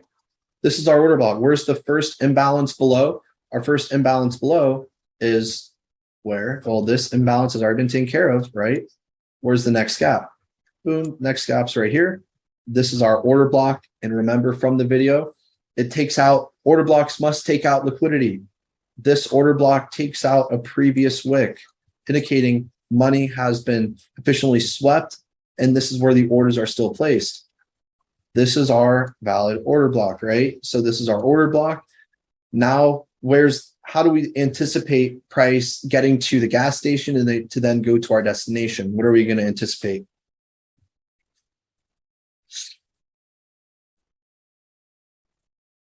Beautiful, right? Starting to really build purpose for moves, not just it's going to go here. How's it going to move to get there? So exactly that, right? All equal highs over here. Here's our equal lows. We're gonna have to take out gas from above a high to then get to a low and then a target, right? New highs. Boom, very quick. This is just how the principle of liquidity works at initial application. Even equal highs, equal lows. We already know this, but we're transitioning to not structure-based trading, but liquidity-based trading, right? So this is very simple. Identify the trend line. Are we going higher or lower? Higher, buy below equal lows, order block below to then target new equal highs, right? Awesome. Awesome. All right. The next type of liquidity is key zone liquidity. Like I said before, we have traders like myself way back when who traded from zone to zone. So this is called key zone liquidity. In this instance, what do retail traders see when they're identifying key zone liquidity? Key zone traders are viewing a zone that has been used several times for both buys and sells in the past, and it acts as a zone of contestation. So when you see over here, this was used as rejection. Over here, price broke it, used it as a support. Price broke it again, used it as a rejection, right? Rejection. Then in the future, right? What did price do? Came back and kind of used it as a support. Then used as a resistance, another support, so on and so forth. It's a zone that is indicated by buys and sells that are both lining up in an area, right? So of course we have all of these equal lows down here. We know that this is an area of key zone. Also here, we see that we have a zone of equal highs or still more key zone, all used as 1 touch, 2 touch, 3 touch, 4. So what's the point behind this, right? Whenever a zone is broken, retail is going to be looking to sell on the retest of the zone. Whenever a zone is broken to the high, they're going to be looking to buy on the retest of that zone. So why do retail traders use this? With retail logic, it makes sense to take positions at areas that have continually be rejected off of. And once broken, looking for the retest of that area. Once broken, look for the retest to then continue the trade in the opposite direction. Market conditions, specifically key zone liquidity, this occurs in ranging market conditions where there's a lot of ranging going on for buys and sells. That's going to build that layer of key zone levels. We got another 15 seconds and we're going to continue forward.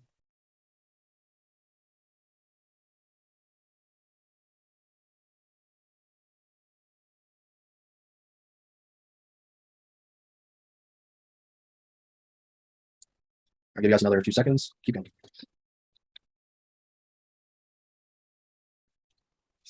Again, if you don't write something down, have questions, refer to on your piece of paper. All right, key zone liquidity. Again, furthermore, there are traders buying and selling within a range with no clear bias, and they fall into these traps of areas that act as a turncoat support and resistance that have several rejections and retests. This is the same image we saw to the left, right? And then what do we see? If you see a price that has been rejected as resistance and then a support, if you look for an order block over here, it will not work. So the purpose is we are looking specifically for retail traders to get in positions within the range, unsure of their bias, right? So it's causing them to be in both buys and sells because they don't know which direction the market's going. How do we view this is going to be based on the liquidity perspective. We identify bullish or buy order blocks below these zones and sell order blocks above.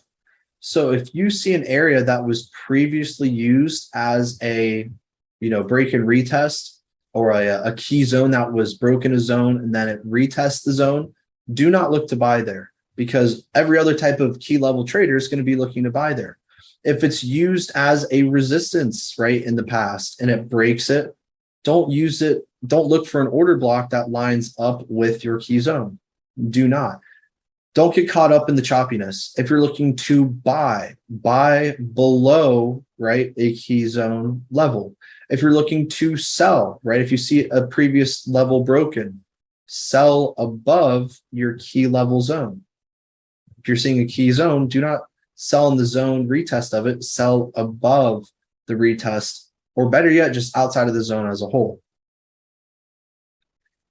The expected outcome in these scenarios, price will continue to accumulate retail positions within the range in order to gather enough liquidity to create an impulsive move to break the range. All these traders, again, over here, who are looking for sells, where are their stop losses, right? These sells are in place specifically to cause a whole bunch of liquidity or retail sells stop losses to be above these highs. So that's why they're building this whole range. One end of the range or the other is going to get broken, and the range internally will stay intact, and the lower end or the right end of that range will remain intact to then break the wrong end where all the liquidity is building. So even there, you might say, well, there's all these, there's all this support. Yes, there is all that support, but there's a specific reason it worked, and you're going to learn here in just the next block. All right. So key zone is the next one.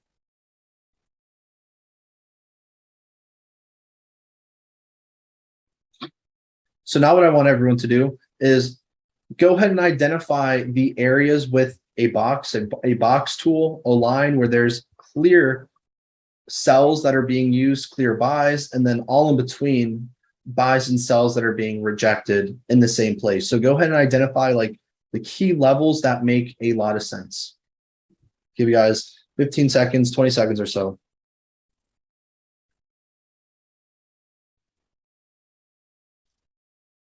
And there's no specific rules for this. It's just what seems to be the most liquid areas for these types of traders. And I know it's always going to end up being like a drawing book, but I just want to see. Exactly, right? So give or take, you guys all have these zones drawn out right here. You guys want to stop annotating for a minute? You guys have all of these zones drawn, right? That was pretty synonymous. Now, again, we see over here, rejection, rejection, rejection. Over here uses as support, resistance, so on and so forth. To the buy side, clearly used as rejection, here used as support, right? So after we identify this, the next thing that we want to identify is specifically what? Identify the order block or blocks that are lying after the zone. So if I had to ask you guys this question, after you identify the key zone liquidity, where do you think we're trending at this moment in time, just based off of the limited information that you have? Are we going up or are we going down?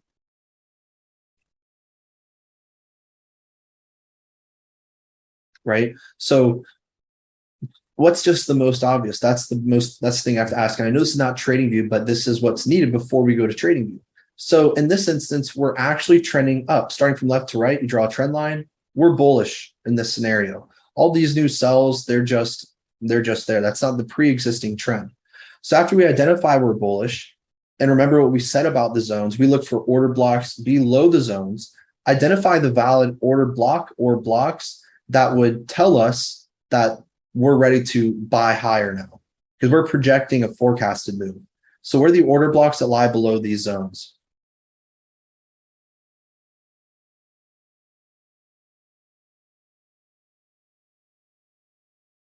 All right, we have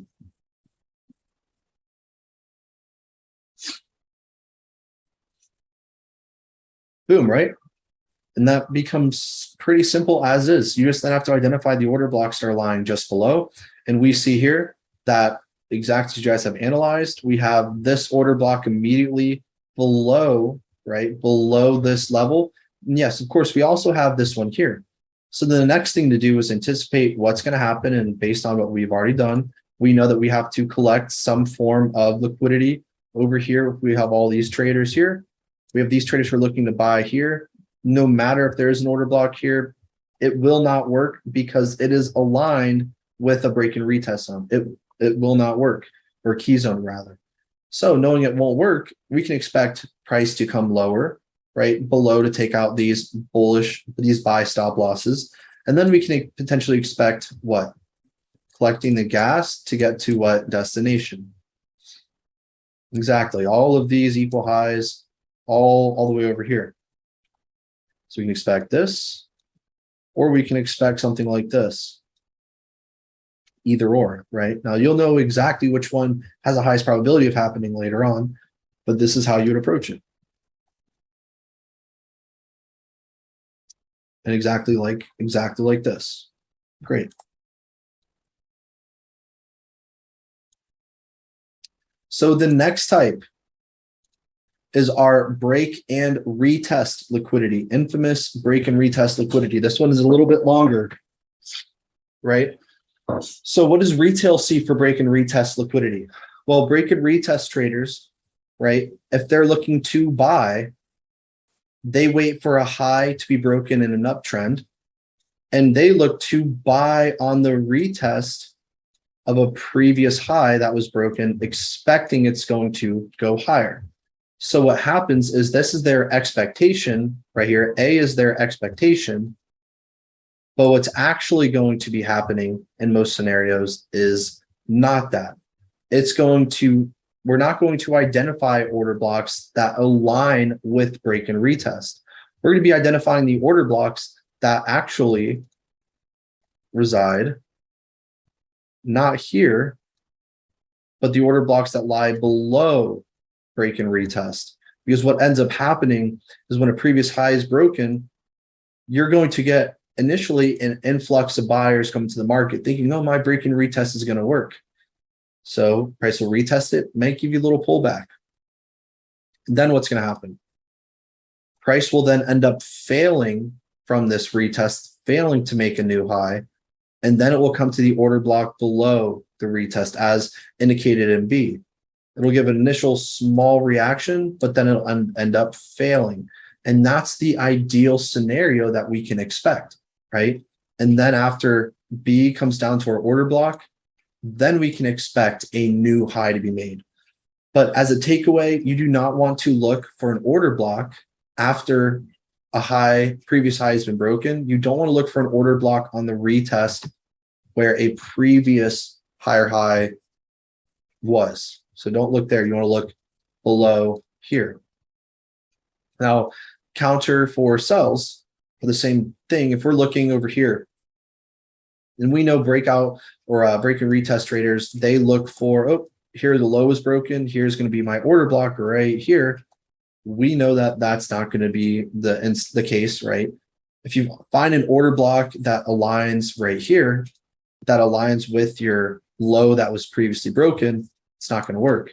So then you look for price to come up to mitigate if there's an order block there, but just to really tap the resistance or the previous support as now it's acting as a resistance, expect a small pullback, price to then come to an order block above our previous, right? And then it'll end up breaking. So this is what we ideally want to expect. Just do not identify order blocks at these places.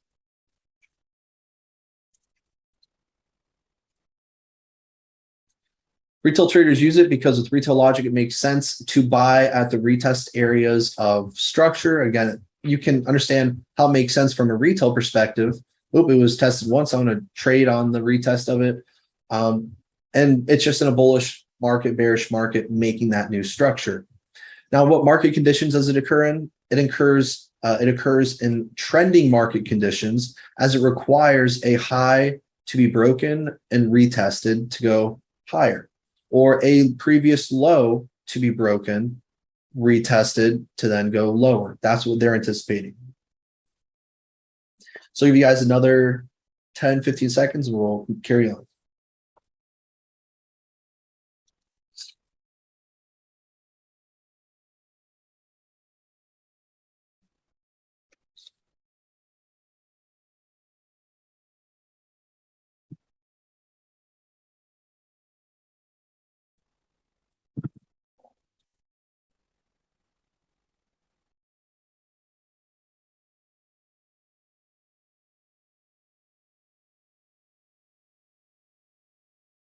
All right.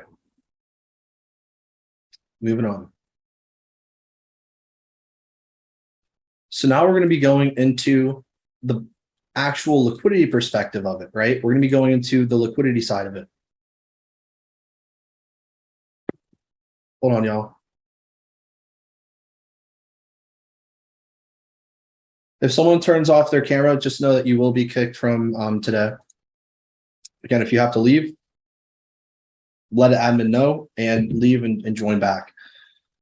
So again, retail logic believes the structure is broken. Price will continue and they will enter on the retest.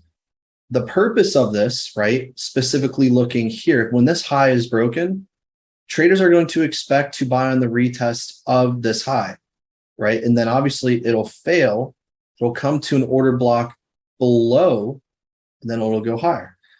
The purpose of this is to trap traders into getting into positions early and drastically stop them out before continuing, if they happen to at all. In that last slide, we talked about with break and retest, right? Typically, this will happen, right? It'll fail on the retest to then go higher. But equally probable is price can just give a little reaction and then just completely fail, right? Because they're looking to buy on this retest. The other and last option is it can just completely fail and then go lower, right? Because it's trapping them in the wrong direction. So the purpose of it is, again, to drastically stop out traders before continuing, if at all. From a liquidity perspective, we identify the order blocks below the retest of a previous high. So below the retest of here, we identify an order block. And for sells, we identify order blocks above the retest of a previous lower low. So if you have a high, a low, a lower high, and then you have a new lower low, you don't want to sell on the retest of this right here. You see what happened. Price came to, mitigate this or tap that retest, gave a small reaction, but then came up to the order block right above, right, our retest, and then ended up going lower. So the expected outcome from it as a whole, remember, is that these three things will happen, and I would absolutely write these three things. Price can either retest the previous structure, give a small reaction, and then it can fail. Absolutely. This is the first thing. The second thing is price can respect the previous structure. It could actually do this. It could respect it short term, but then end up taking them out before going higher. So we don't look to buy and break and retest, but know that what can happen is it can work in a very, very small percentage of instances to go higher short term. But in order for price to go higher the long term, the retest will still end up getting taken out. I would definitely draw this. And then the third option, this is the second one. The third option here is price can just break a new high and it could just completely fail after the retest. Those are the only three things that will ever happen with a break and retest. Three options, three scenarios. And everyone, once you're done typing that or writing that out, go ahead and type one in the chat.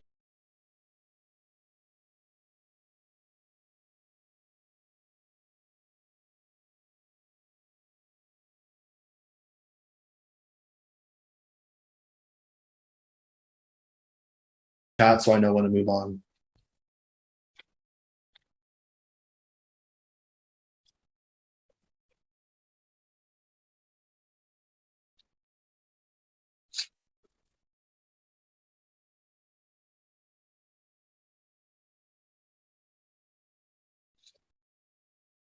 All right, 8 people out of 40. Let's see. Everyone. Once you get 20, we're gonna continue.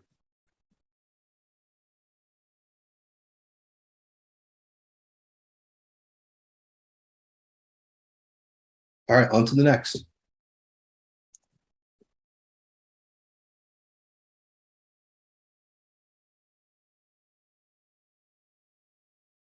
All right, now you guys are let's apply it together. First things first, I want to ask everybody, where are we trending? up or down. Just draw the trend on the screen. The faster we can go through this together, the faster we're gonna get it, right? Boom. Always ask yourself, where are we trending? We're trending down. Don't mark the structure, just ask yourself where we're trending. Great. We know that we're trending down. So after we identify where we're trending down, now we want to ask ourselves, where is the break and retest for it to look like sells? So like we want to see here, we're in a bearish trend.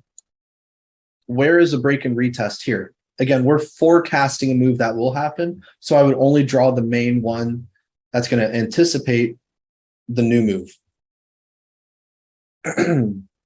Remember, after a low is broken, it can either work short term, then to fail. It can either give a small reaction, come higher, or it can just completely run away. So in this instance, you guys have all identified it. Here, we know that we're in a downtrend. Great. If we're in a downtrend, we then want to identify, based on where price currently is, where's the break and retest? Well, we know here, if this is high, low, lower high, lower low, we know over here, this is a retest area, right? This is a retest area. So if we know that over here, there's not going to be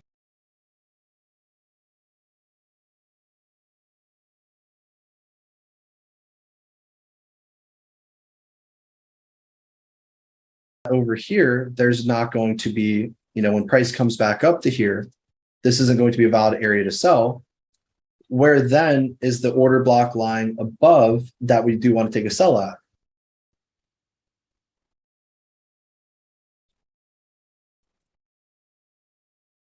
Boom, right? Awesome. Everyone identified it. Great. Always having that step-by-step process, making it simple, right? So now that you guys have all identified it, break and retest. Well, actually, someone drew it. I didn't want to say nothing. We do have this. However, you're always going to have two order blocks, if you guys remember, an extreme and a decisional, right? So in this instance, what do we see? Equal highs. Is this a valid order block? No. Is this a valid decisional? This is a valid decisional, but it's also lying at equal high liquidity. So this could work, right? This could work, but our extreme, because it's lying at liquidity, this becomes our new extreme. Again, this is a more advanced concept we're going to be going on throughout as we're learning. So this can work. It can work right here to go lower, but because we do have it lying at equal highs, most likely it can come up to the one just above, right? So if you didn't identify it, hopefully you understand now, but your order block selection is going to be specifically contingent on the types of liquidity that lie before it, but more importantly, the ones that lie after it. If your order block is lying at liquidity, even if there's liquidity before it, it will not work out. And write that down. If your order block is lying at after liquidity, which in this case it is, which makes it valid, but your order block is actually lying at liquidity afterwards, right? After it, it's not valid. So here then, we know what price is going to do. And as you guys saw, we did get a small reaction. Our order block, we got a small reaction, but it wasn't where the main move was. So because it was an order block, it'll give a pullback. But because we still had the order block was lying at liquidity, it didn't give us that full move. But after it took out that liquidity, right, all these relative equal highs over here, more importantly, combining another type of liquidity, think about it. Key zone, right? Key zone. It's difficult because you got to be mindful of all of these types of liquidity. That's why it's really not that valid. So type 1 if you understand it, and we're going to go to the next example.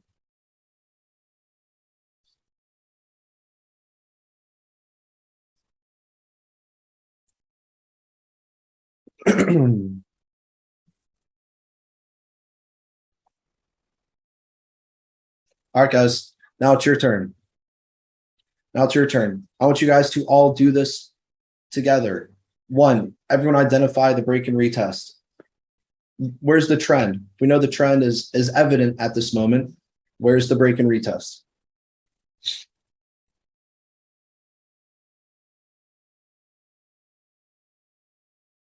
Boom.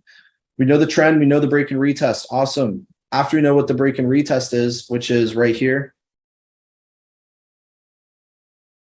we know this is the break and retest. Where's our correct order block or blocks? Decisional and extreme.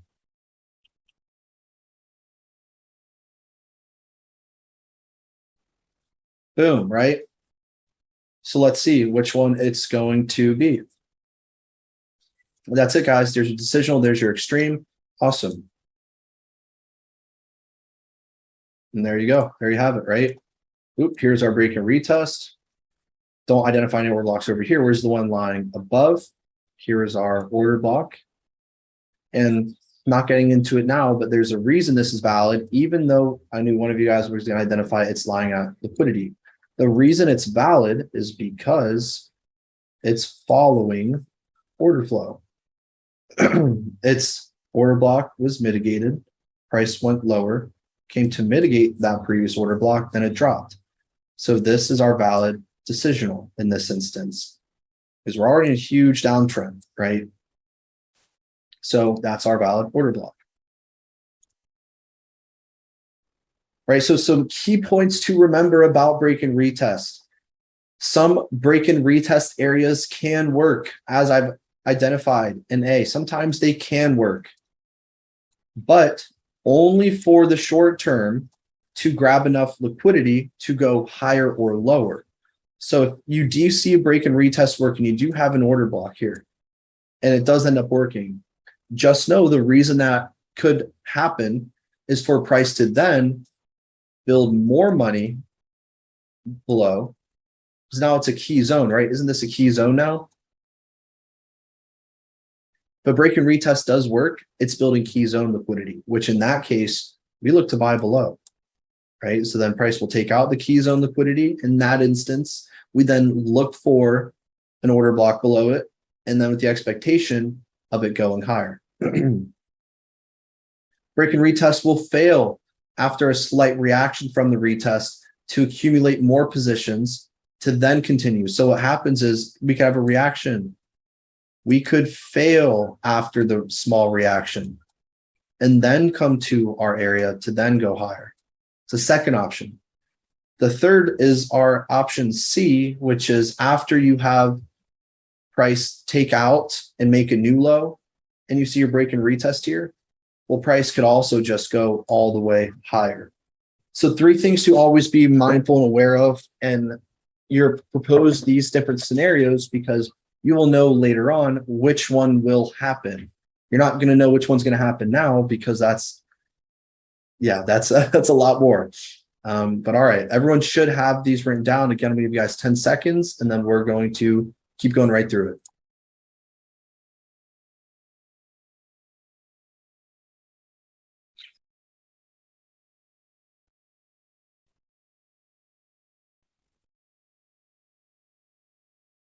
All right, so the next type of liquidity, everybody, is going to be our trend line liquidity, our notorious trend lines. Trend lines are very subjective. There's no right way to draw a trend line. Some people use bodies, others use wicks, so on and so forth. A trend line, obviously, we know retail traders see a trending market where they look to get in on the retest of trend lines for continuations. If you are in a bullish market, where are you going to be looking to buy your trend line? You'd be looking to buy on a wick rejection of your trend line to then go higher, right? You'd be looking here to buy. If you're looking to sell for a trend line, right? If you're in a bearish trend, you're obviously going to be looking to take your position off of the next trend line mitigation or the next trend line retest. On the opposite end, if you're looking to use a trend line, not for a trending market, but for a counter trend, retail traders do what? They wait for the break of the neckline of the trend line, wait for the break of it, and then what do? They look to buy on the retest to then go higher. That's what trend line traders do. They're either going to take their position on the trend line to continue to continue the market trend, or they're going to wait for the trend line to be broken, buy on the retest, then go higher. So that's what they're looking for, either continuing or they're getting in reversals. Retail traders use it because, again, like support, resistance, anything, The more touches that it has in a trending market, the more intent appearing so it has to continue doing that way. Again, they're either going to enter on the retest on the trend line or enter on the break of it. What market conditions does this occur in? It occurs in trending markets, higher highs and higher lows, lower highs and lower lows.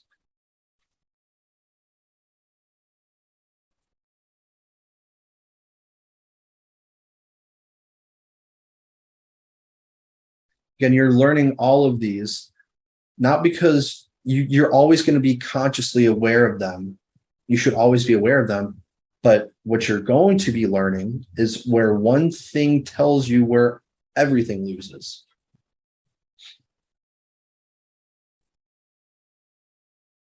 Right? Boom. So now, millions of traders identify trend lines as logical areas. It's the most utilized and manipulated retail tool. Everyone learns about it when they first start trading, right? How do you draw a perfect trend line? The perfect trend line, it doesn't exist, right? There's no right way to do it. So the purpose is to trap traders on the retest of the trend line and trap retail traders on the break of the trend line on the retest.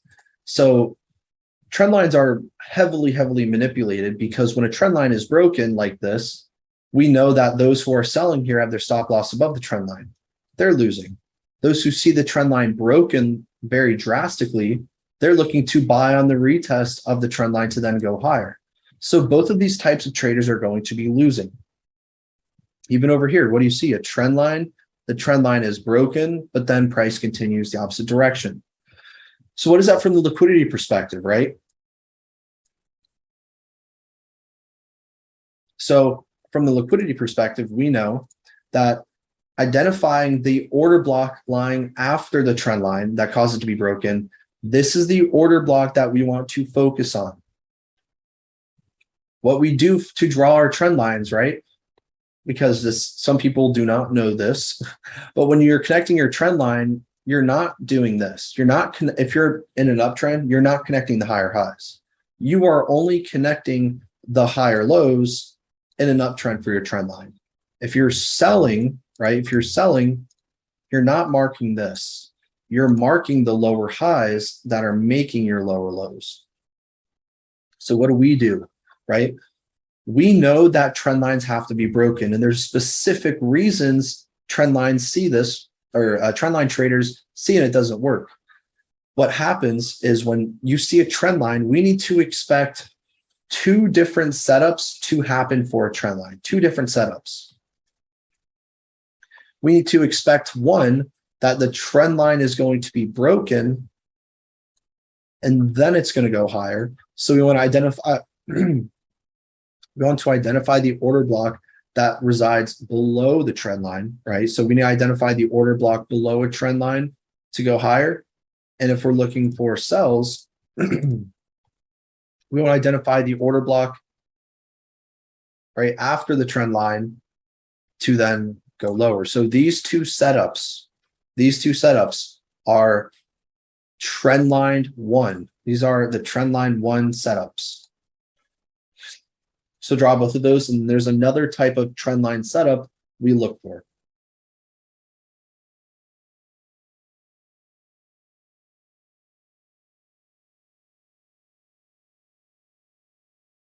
In 10 more seconds, draw those two trend lines. I'm going to draw the other setup.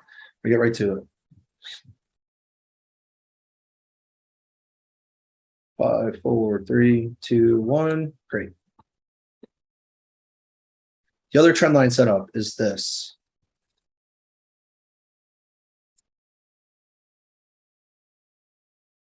Instead of just coming slightly past the trend line, what can happen is price will come to 1, 2. It'll take out two previous highs to then come to the first instance that actually started that trend line. So remember, for trend lines, price will either come to take out that first or that last area on the trend line to then go lower, or, very important, or it will come back to the first high that started the trend line. Come back in here to that first high. So it's either this is going to happen or it's just going to come right here. So in this example, this would be your decisional, and this would be your extreme.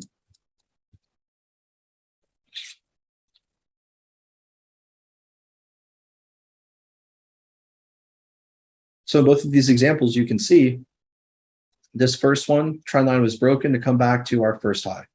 Second example, the trend line was broken to come back to where price first started the trend line, like in this instance, and just flip the drawing, inverse it, draw the sells, and you can come back and draw the buys. All right, type a 1 in your chat if you're ready to go, so we can keep flying through this. Again, you're not going to be able to write everything down. It's the point of the boot camp. You're going to have everything afterwards. All right, awesome. Love it.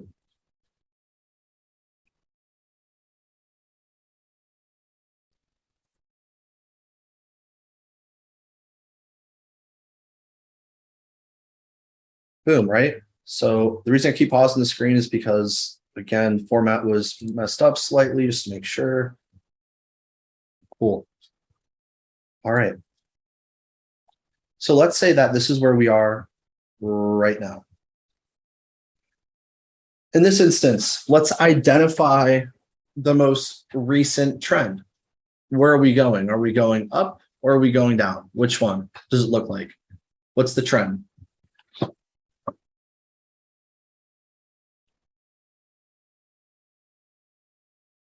Right, so we have some conflict here. We were previously going down, but now we're going up. So what we're going to do is we're just going to say, for the sake of argument and sake of time, we can see that now we're going up. We were going down, but let's, there's a key point here. Trend line, it was broken all the way over here, right? Order blocks have already been mitigated.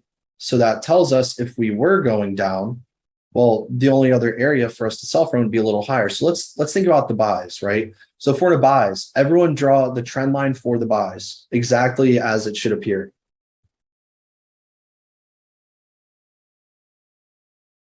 So with that being said, if that is the trend line, as you guys have now all identified, mushrooms. If that's the trend line right here, where is the order block? Where is the order block if this is the trend line? Remember the setups we talked about, right? Remember the setups. Remember, if there's no imbalance, there's no order block too. Here guys' drawings, right? So if we're thinking about it in terms of pushes, right? We have one low, pull back, two lows, pull back, 3, 4. This is where price currently is. Where's the first thing, the first place we should always look to buy based off trend line liquidity? We should always expect this first low to be broken, right? Again, if there's no imbalance, there's no trend line, so or there's no order block, so I wouldn't emphasize it. Here, we always need to expect the first low to be broken. Is there an order block to the left that remains unmitigated? Yes, there is one right here. So this would be our first order block, right? The next one would be where? Well, this, we have 1, 2, 3.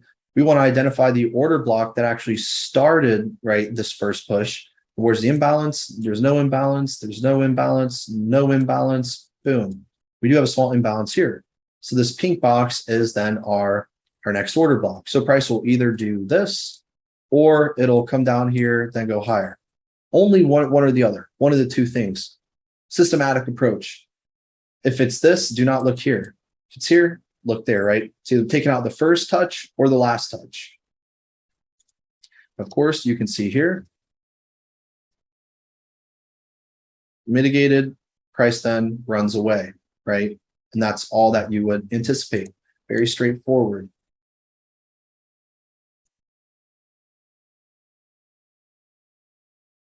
Let me anticipate this, just trying to get all this ready.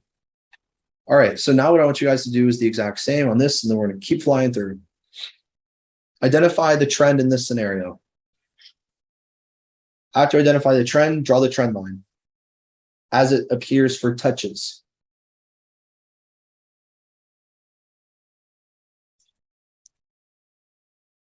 Boom, boom, boom, right? We have several different trend lines in this case. So our trend line, right? Let's say that, thank you. I'm going to go, let's keep now it's wrong. Let's stop it, right? But this is our trend line right here, right? Price already broke the trend line, but there's still an anticipated move that we're looking for. So based off of those trend line setups we talked about, where are we going to be looking to sell? Where's our order block? Because if you see, there's a lot of different ones. You're going to have to use the process of elimination and in conjunction with the specific setups we look for.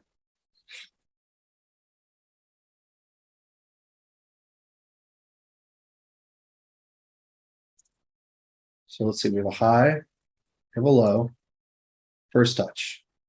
We have our high, low, second touch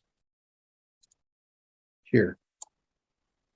So we know that this is where price must come back to at the minimum. At the maximum, right, it's either going to take out the first touch or it's going to come all the way up here. So someone who had illustrated 1 and 2 is absolutely correct. Nothing in here is valid, right? Nothing in there is going to be valid. So we need to look for the order blocks. Nothing above here. This is all equal high, break and retest liquidity, correct? Correct. So now where are the order blocks? Where's the first order block that's above here, right? Well, we have a couple different ones. Do we choose this one? Do we choose this one? Do we choose this one? In this case, they're tying in more types of liquidity, right? We can be able to think about it. But we know we have some form of order block in here. We're going to have something over here. So let's see what price does.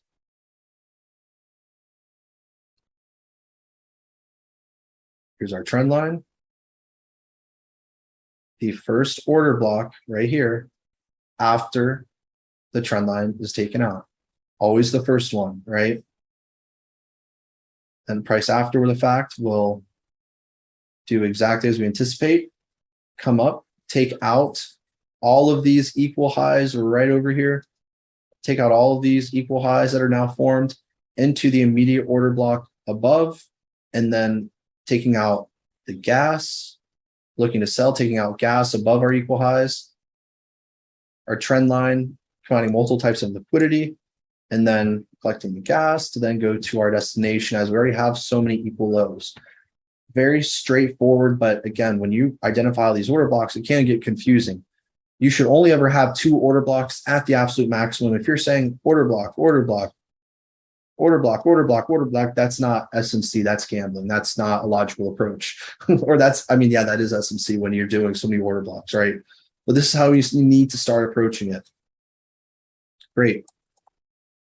So now the last type of, or one of the last types of retail liquidity for today is going to be breakout traders, buy stops and sell stops.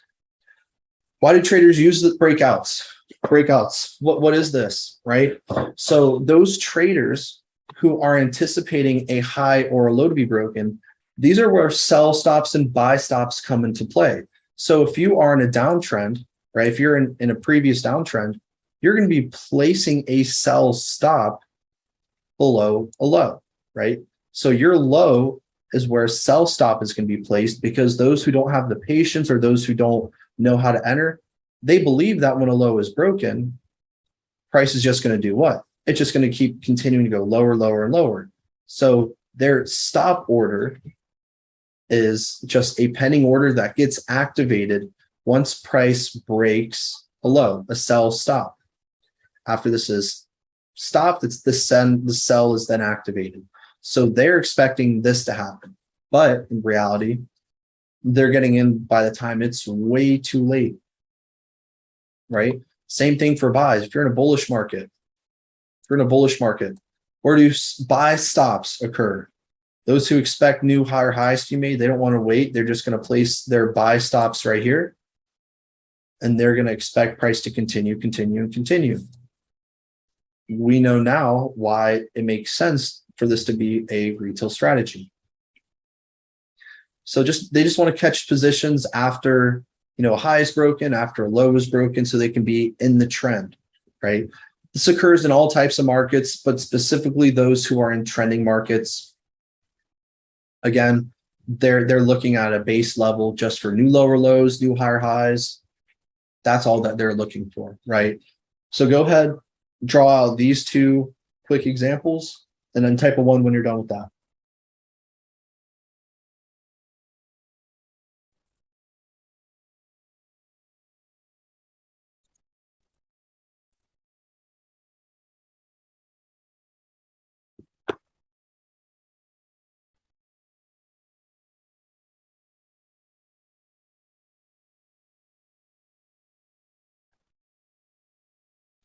Great.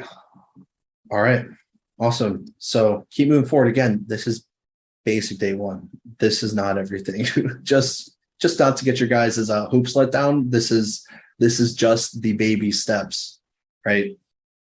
So let's keep going forward.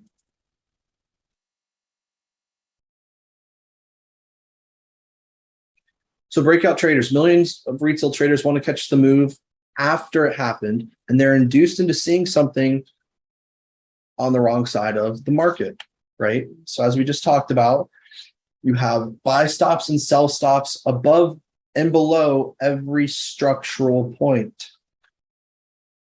The purpose is to collect these buy stops and sell stops, and then reverse price to completely stop them out.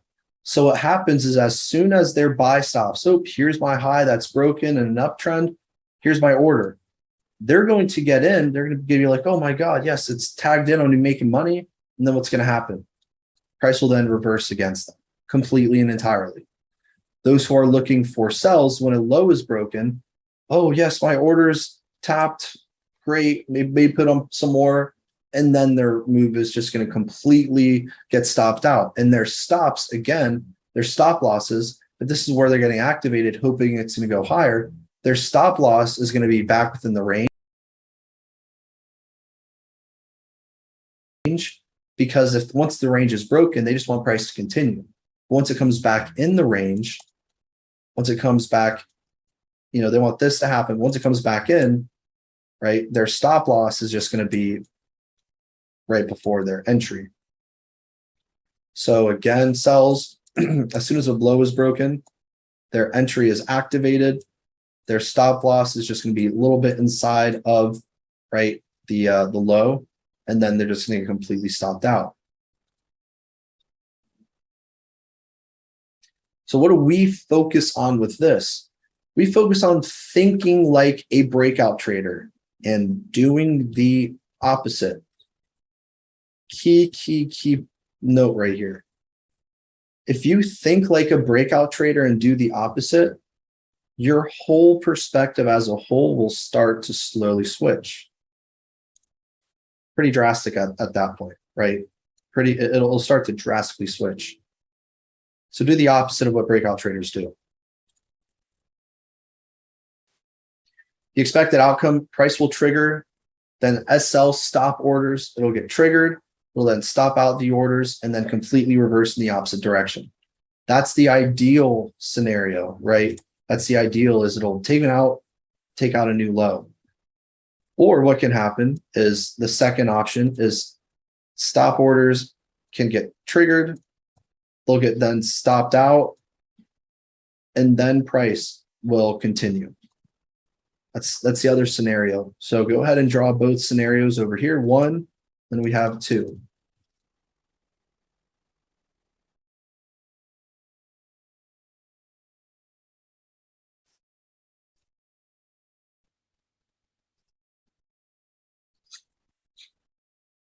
Give you guys another 10, 15 seconds and we will carry on. Almost out of break. We're going to couple more slides. 15-minute break.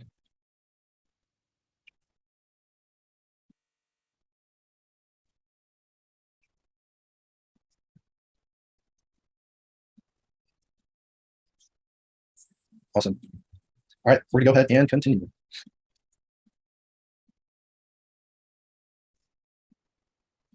So at this moment in time, identify where breakout liquidity is lying. Where are buy stops and where are sell stops? Go ahead and identify them.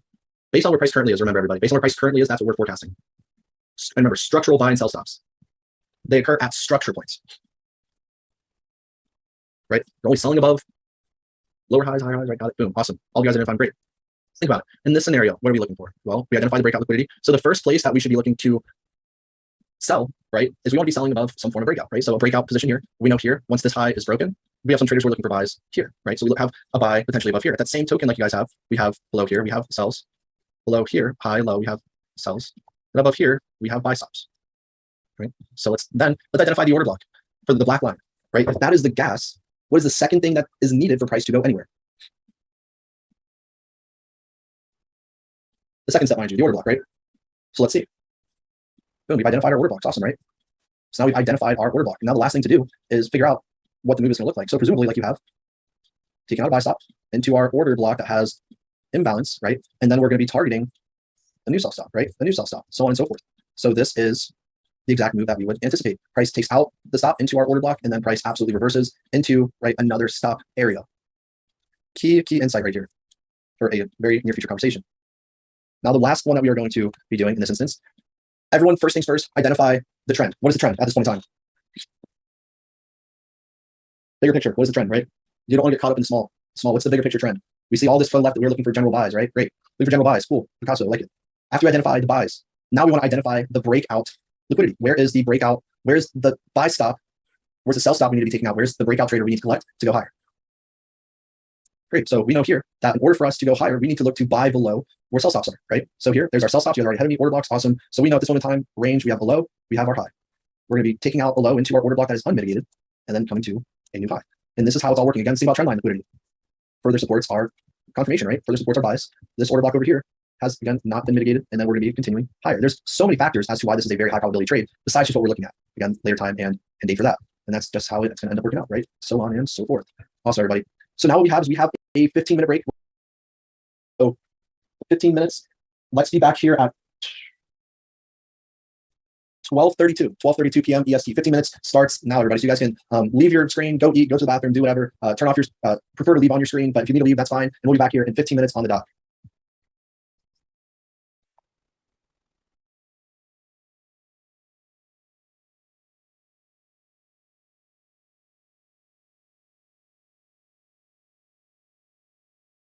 All right, so we have removing people.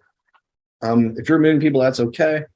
We'll just going to get started. Send me a message when you're ready.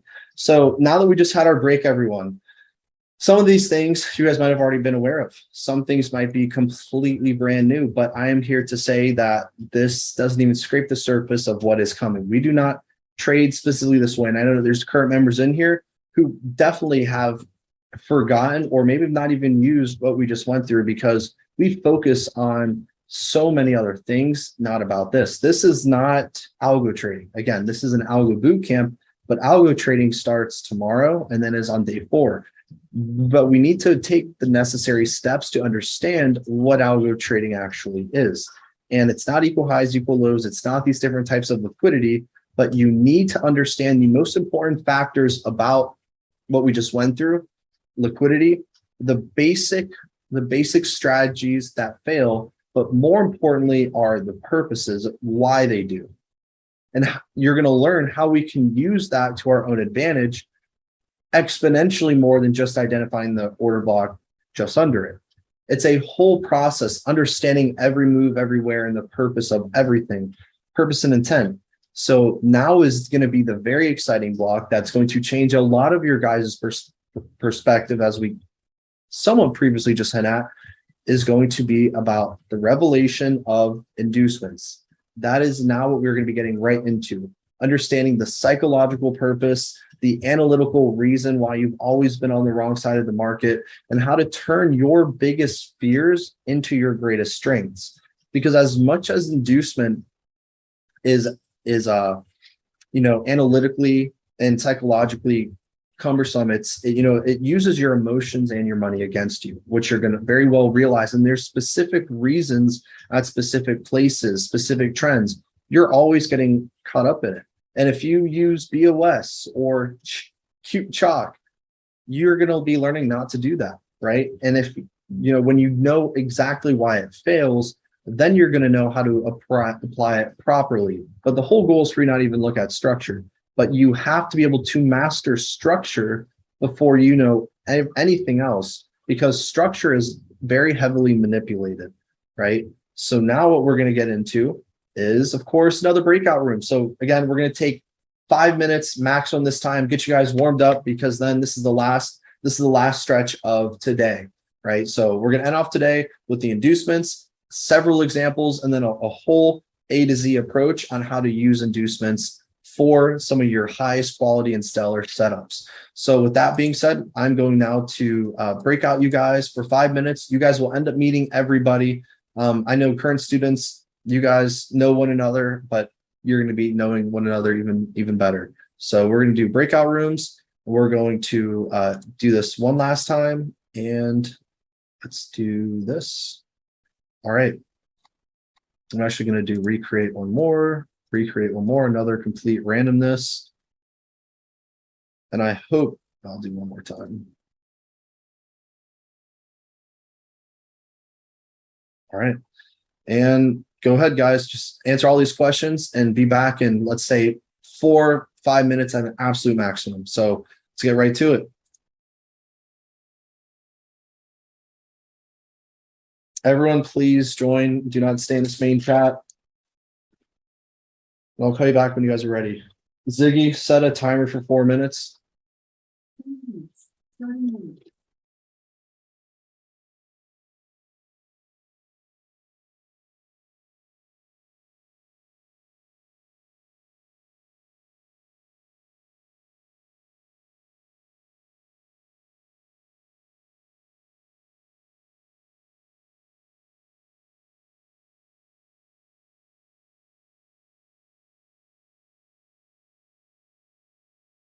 We're all ready. I think we are all ready to continue. All right, let's see. All right, perfect. Admins, please. Beautiful. Awesome, Angela. Cat attack, that's funny. Awesome, guys. Well, I hope these breakout sessions are better. I figured it'd be much more efficient to meet one another quick, because we previously would have all members introduce themselves to the community, but I know that takes some time. So hopefully that's a little bit better of an experience. It'll allow us to go through a lot quicker. Awesome. Love that. All right, perfect, guys. Let's get right into it. To head to second and the last blocks for today. So block 2, the revelations of inducement. In this section, you guys can expect to learn structure is not king. You're going to understand where all types of trades are losing, even more so than what we previously just talked about. That specific point where all of these types of strategies are the same conglomerate area where everyone's losing, and what is actually one of the most manipulated forms, the most manipulated form of liquidity that all strategies are built around, right? You're going to be learning the routine approach of the cyclical manipulation and all of the financial markets. You're going to be receiving the answers to your analytical and psychological losses. And this is the first step in introducing the algo. This is one of the pillars that you will be learning now.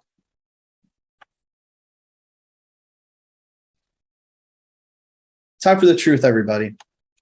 Time for the truth. How many of you guys and girls have always thought structure was the way? Or if you've been marking your structure and still losing trades and still getting them wrong, right? Well, it's time for you to learn why now. When you learn the why, you will start to understand seemingly everything over time. They need you to lose.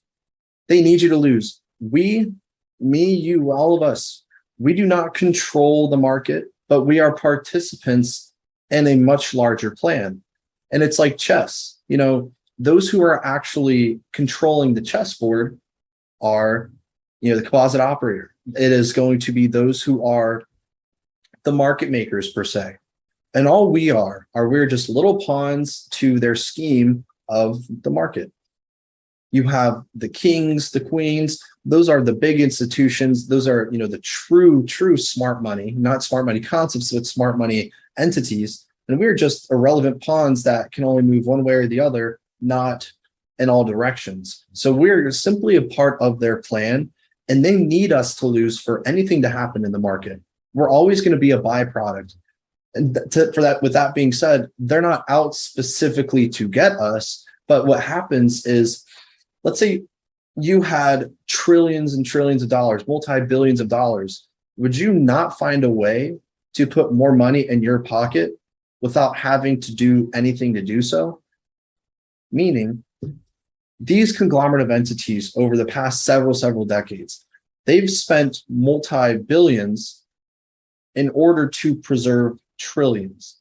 They've brainwashed the mass and general public to learning strategies that don't work, or if they do, a very small percentage of the time, because then that hooks you in realizing, wow, this can actually work. And then you take so many losses before you're profitable, and that one or two wins that you make, that's just going to keep you on the edge to then following those same strategies that don't work.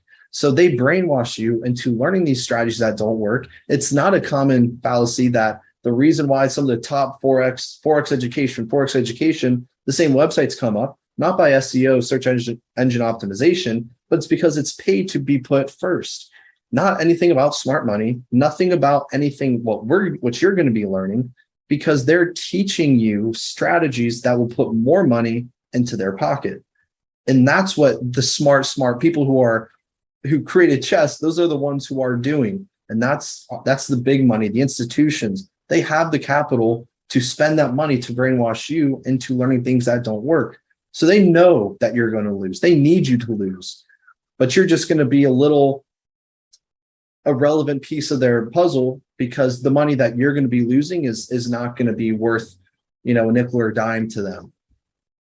Furthermore, the reason why we're always a byproduct of all movement that happens in the market, the reason that we are always getting trapped in the way is because these banks, institutions, funds, they have access to order books and liquidity providers where they can see every entry, every limit, every stop loss, stop order, pending order, take profit.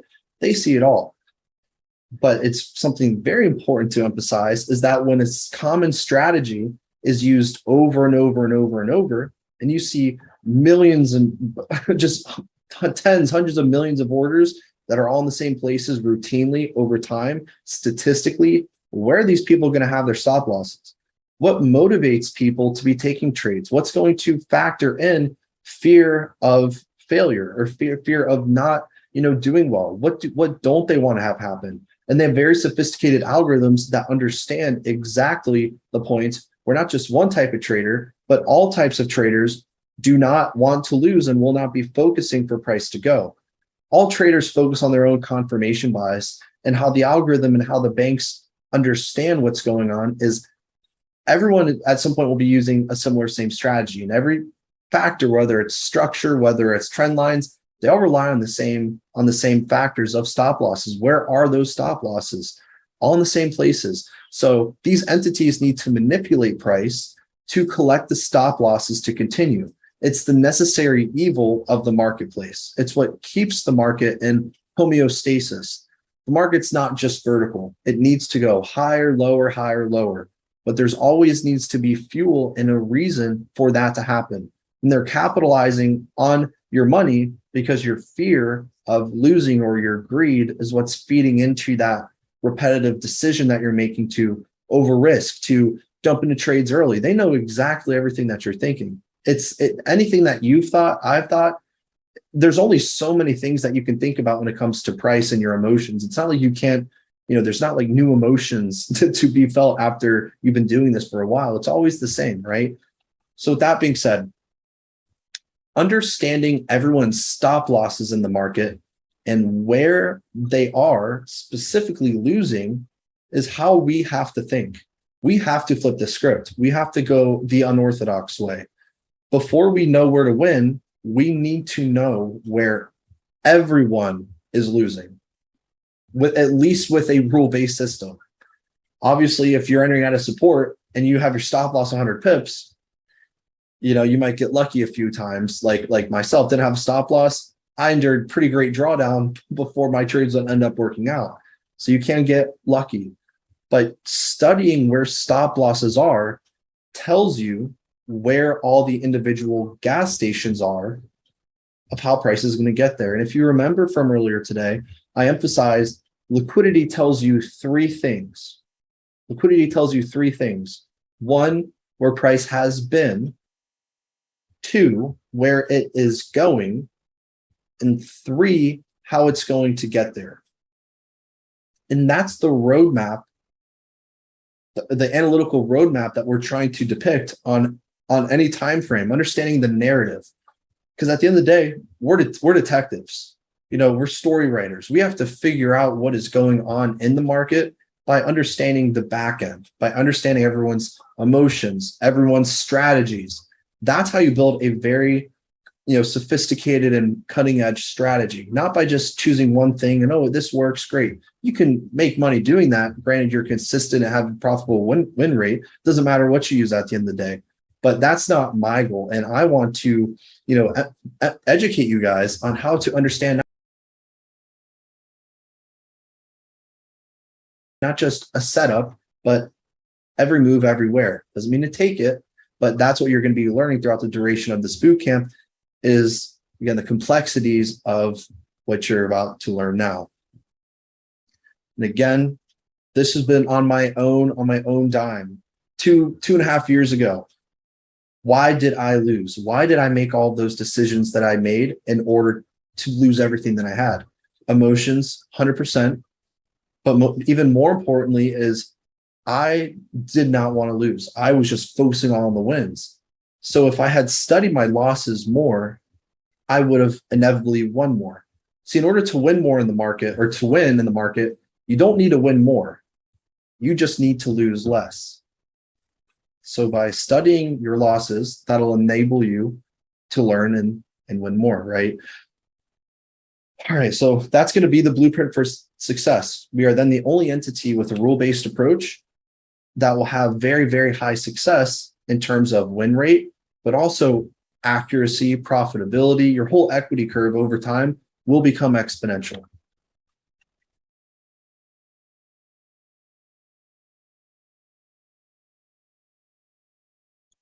All right.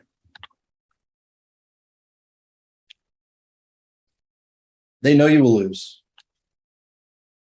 And they will accumulate as many orders out of you and every other trader to over leverage, to make you believe you're right so you can make as much money as you can and use your confirmation bias against you. I fell into that trap. I know some of you guys, if not all of us at some point, have blown or lost an account.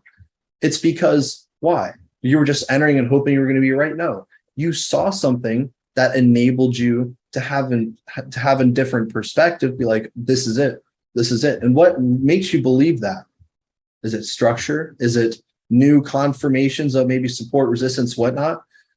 They know you're going to lose, but before you lose, they want to get as much as out of you as possible. It's like if someone were to come up and rob you, or maybe could be more of an example, they know that you're dead, or you know that you're dead. They want to ask not just for your money, they want to get access to your brothers, your sisters, your family's bank accounts, so then they can take as much money with them, even though you're already done for. And the banks want to do the same thing. They already know that you're down. They already know that you're going to lose money. But how can I be even more evil and how can I take more money from you? By making you believe something that is not there, by inducing you to feel or act in a specific way that you would not act under in ideal circumstances. So by understanding the purpose of all moves, you are able to think outside of yourself. And this is something that I've always been good at naturally, is beginning to put myself in other people's shoes. You have to think outside of your own mindset. You have to think about, what does this type of trader not want to have happen? What type of trader does not want this to happen? Literally everything everywhere. And that's why this edge is so sophisticated, because it's not just like a one piece fits all. Yes, you're going to be learning just do this and you'll have an absolute high win rate. But again, think outside of yourself, because when you can think outside, remove your mindset into into the minds of a different traders, you then understand how to think like banks, how to think like institutions, how to think like those who actually control the market. They're not thinking about themselves. They're thinking about, what does everyone else not want to have happen? And I'm going to do the opposite on every single time, from every single place, everywhere. All right. So now it's time to talk about inducement.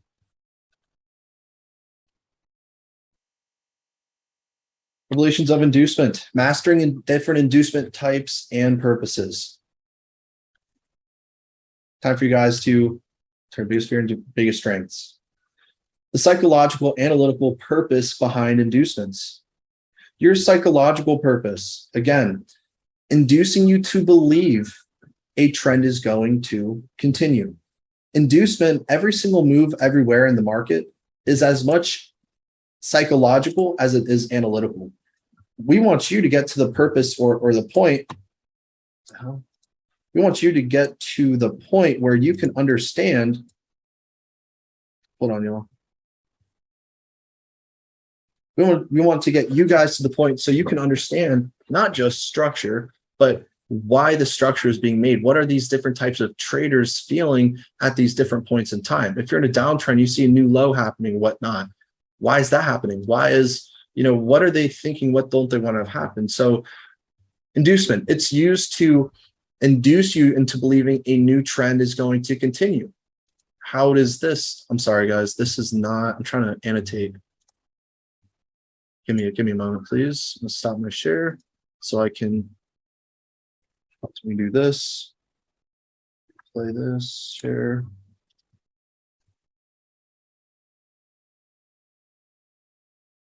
All right, let's see if this works.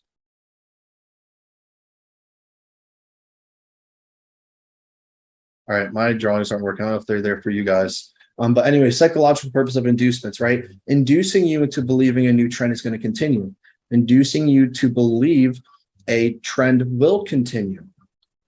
All traders are losing, and we are the only trader who will profit on a rule-based approach when it comes to specific inducements, specific places. So the analytical purpose, right? Any emotion that you feel, fear, FOMO, you want to enter trades too early because you don't have the trust, hoping that something is going to work out. Greed, oh, I know it's going to keep going. I got to enter many times as I can until I can't enter anymore, and then you lose everything. Or, fear of, being wrong, fear of getting in, getting out. How are you going to do that? The analytical, every move has an analytical purpose because of the factor of psychology that causes us to have those analytical errors. So the analytical purpose is presenting all the variables to use your money and your emotions against you. Again, you can only conduct an analysis incorrectly if the underlying factor is your psychology that's causing you to do that, right? If you knew the reason for everything, you wouldn't let your psychology get in the way of it. But when you don't, that's where your psychology takes over, and you can't think with a clear mind. You can't think for what things really are, and you're using your emotions to then have a bad analysis. So when you are entering trades early, man, I know this could happen, but I really just want to see, but you have a fear of missing out. You're not trusting yourself or your rule-based approach. That's FOMO. When you're holding trades longer than you should, if you think about it, what's going to allow you to think that something's going to continue and you're just going to get greedy because of it? Maybe structure is continuing. Maybe you see more confirmations. You see price accumulating to go higher. Like, oh, it's about to expand. Enter. It's greed. Believe there is a reversal or a new trend. Obviously, something has to happen before for you to then think that a new trend is going to happen. That's fear of reversal, right? Fear of missing out as well. Providing confirmation bias, causing you to over leverage and blow accounts. Hope is one of the biggest reasons why traders fail. How many times have you had your stop loss and you kept moving it down? Oh, just 5 more pips, down 10 pips. I know it needs to go down maybe 30, 40, 50. I know at some point, majority of us have done that. Again, that's literally how I did this 3.5, 4 years ago. I mean, that's all that I, would work and do. Just, one more. That's where you dig yourself a hole you cannot get out of. Because once your account's relatively big, or even if it's medium sized, it's so much easier just to chop away at your account because now you have a big axe just chopping away, versus if you have a small account and you're trying to grow it, it's going to take, relatively speaking, a lot longer. It's much easier to destroy things than pick it back and put it all together. And that's exactly what inducement will make you do. So every move in the market is pre-planned with surgical precision. There is literally no such thing as randomness, and the markets are just as psychological as analytical. And we've all heard, or you should have at least heard at some point in time, trading is 80% psychological, 20% analytical, 100% right, maybe even less. It could be 10% analysis, because what makes you a good trader has nothing to do with your analysis, virtually nothing. So if you experience, well, I know this, but I'm still not making money, it's your psychology. That's not making you a good trader. That's the difference between an analyst and a trader, is actually being able to trust your gut, trust how all these moves will happen on a daily, weekly, monthly basis, and do the same thing over and over. So we have to work on your psychology, but this one tip analytically will start to drastically improve your psychology, because you know the why, you know the purpose. It's not like there's an unknown, and you know how to start using your emotions to your advantage.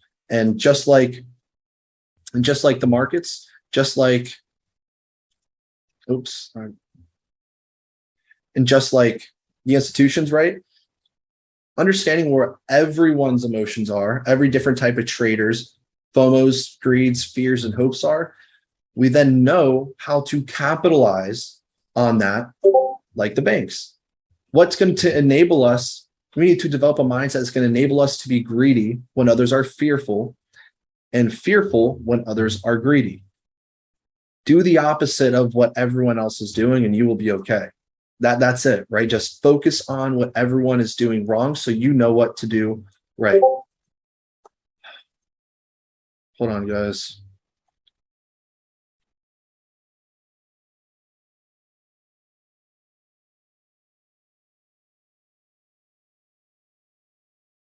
Right, let's get right into it.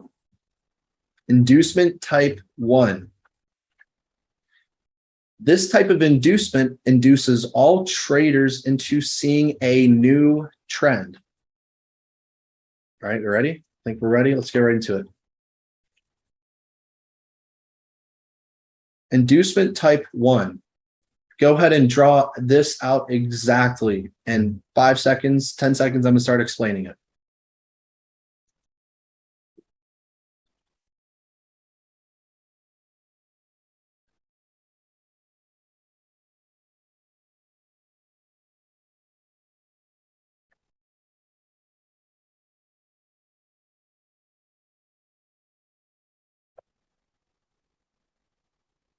Inducement type 1. This is inducing traders into seeing a new trend. So if you've seen your BOS, right? When you see a BOS, we need to understand, in an uptrend, where's everyone's stop losses going to be below? If you're buying right here and you want price to go higher, where's your stop loss at? Your stop loss is going to be below a higher low. Your stop loss is going to be below a higher low. Damn it, I don't know why I can't draw.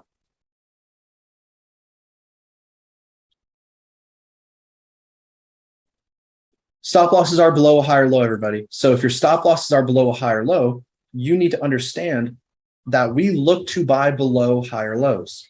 If this is your structure, oh, high, higher low, higher high, do not be looking right there. You want to be looking below. So we look to buy below higher lows. Why? From the eyes of retail traders, when they see a low broken, oh, that's a BOS, right? Newsflash, it's not a BOS. A BOS is what's inducing you to see a reversal. So this is called a reversal trade for retail or SMC traders. Buy below a higher low, or sell, you see a BOS, then you're going to sell at a lower high. This is not a reversal. This is what we call a continuation inducement. It's an inducement to induce people to see a reversal trade, but we are looking at it for a continuation. So when you're in an uptrend, you identify the higher low, and we look to simply buy below the higher low with the order block to the immediate left below that. So specifically in this case, market makers inject early fear of reversal into those holding buys. So if you're in buys all the way down here and you see a BOS, you're like, shit, the market's going to reverse. Oh my God, I can't do this. That's what these buyers are being induced into feeling, fear of reversal. For those who are looking for sells, this reaction gives hope to those of catching a new trend. Sells. Oh, here's a BOS. Here's my order block. Boom. So guess what ends up happening? Both of these types of traders are going to be wrong.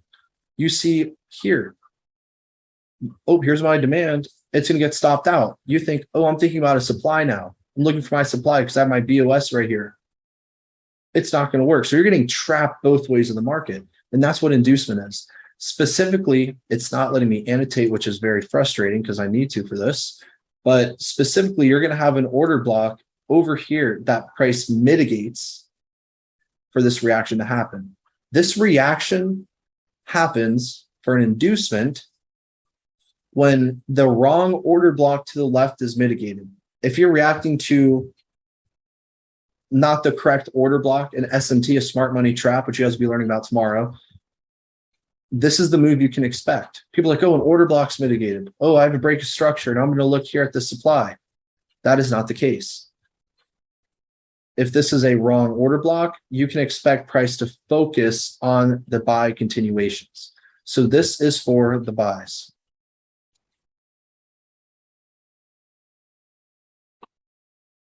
Can I draw this? Now let's look at the sells, everybody.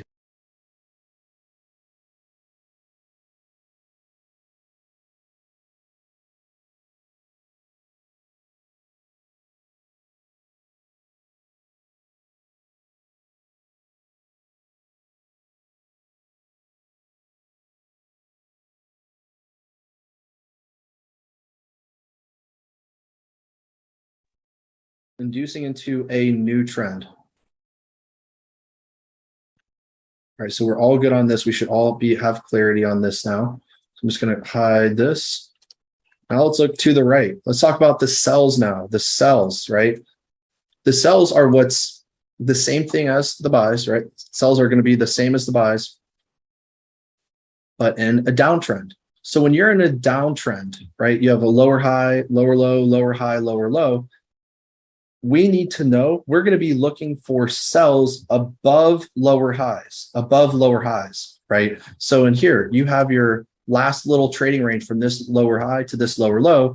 We know that every SMC trader is going to be looking, oh, here's my order block. Here's my supply order block right here. That's following structure, low, lower high, expecting lower low. How can they be trapped into the wrong direction? Well, when you see this, a BOS, how many times would you be like, oh, damn, you know, this isn't the right order block. So now I guess we're going to be looking for buys. This is a BOS. Well, you're induced into seeing buys because of the wrong direction. Inducement is just a false structural break that makes you think from a retail perspective, something new is or the same is going to happen. In the type 1 example, you see, oh, a low broke a lower high. Now we're going to be looking for buys. Again, that is not the instance. When this low over here, when it mitigates an order block that is not relevant, and you see something like this happen, think, I know because this order block is not going to cause absolute new highs. It's just going to cause an internal inducement to then cause price to go lower. Again, it's a confusing concept. You're not going to get it right out of the bat, but over time, the practice, you're going to pick up on it lickety split, right? So this is that sell inducement. And that's a little note right here. This occurs after a false reaction from a counter order block. So the market makers inject early fear of reversal to those holding sells and are giving hope to early buyers of catching a new trend. BOS, oops, I'm going to be looking out for my order block here. And then you're just completely on the wrong side of the market. This is why we do not trade structure. We trade structural breaks. And that is what inducement is. Think about it. We trade structural break to structural break. And making that little perspective switch initially is a little difficult, but we're going to spend a lot of time on that throughout the boot camp, right? So everyone type a 1 in the chat if you are ready to continue.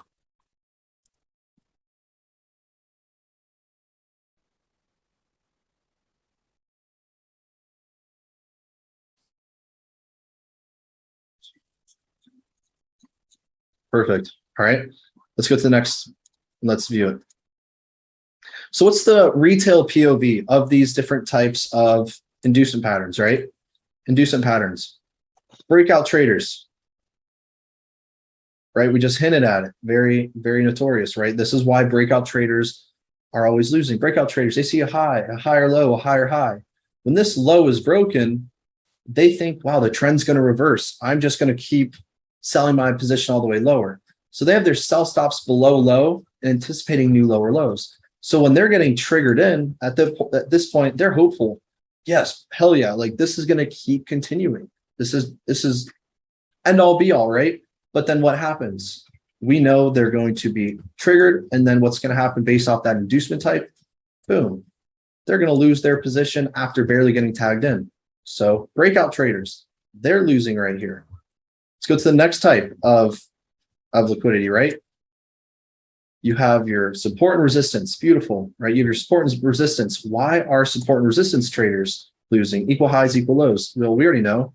Well, this has maybe one touch. This is my, support. Oop, I have my support here to go higher. We know this does not happen because where are their stop losses? Their stop losses are below the lows. So we need to collect their stops in order to go higher. Collecting the gas to go anywhere, right? That's always needed. That's why support resistance does not work, as we should all know by now. Let's view now over here. Break and retest, break and retest. Why does break and retest not work? Or when it does, you'll know a specific case, right? They expect, oh, we have, bullish structure. Low is broken. Beautiful. After low is broken, I'm going to expect to retest this area, right? Sell on the retest, and then they want to go lower. When in fact, we know that's not the case. We know a couple instances, right, can happen, but for the sake of argument, price can just completely take them out, which was that third type of reaction from a break and retest. But wait, there's more, right? There's more traders who are getting stopped out. SMC. What does SMC see? Oh my God, I have a break of structure. I'm now going to anticipate price to come all the way up here to our order block, and then price is going to reverse. Well, you're induced into seeing the wrong direction. All these traders are getting the direction either completely wrong or they're initially right, but they get stopped out before the trade actually goes in their anticipated direction. So that's why all these traders are going to end up losing based just off this one type of inducement, right? And again, these are SMC traders. They see a BOS and assume there is a reversal, when in reality, it is just money being collected to push price higher. Years ago, 2.5 years ago, 3 years ago, when I really started getting into SMC, BOS was only an intent for price to reverse. It does not have to. So we need to always think about buying below or selling above structural points. Why did I mark out structure? Because structure is the most manipulated form of liquidity. All of these retail strategies that we're going through right now, notice they always require structure for their strategy. Doesn't matter if you're breakout, structure. If you're SNR, requires structure to tell you where price is going. Structure. Structure is not king. Structure is going to cause many people to lose all over the place. Sure, it can help you be on a grand scheme, right? The right direction of the trend, but you're going to get trapped in so many different little areas all along the way. So inducement is the key that tells us where multiple different types of trading strategies and traders are losing, ensuring with a specific edge, we're the only trader that's going to be profitable in this scenario.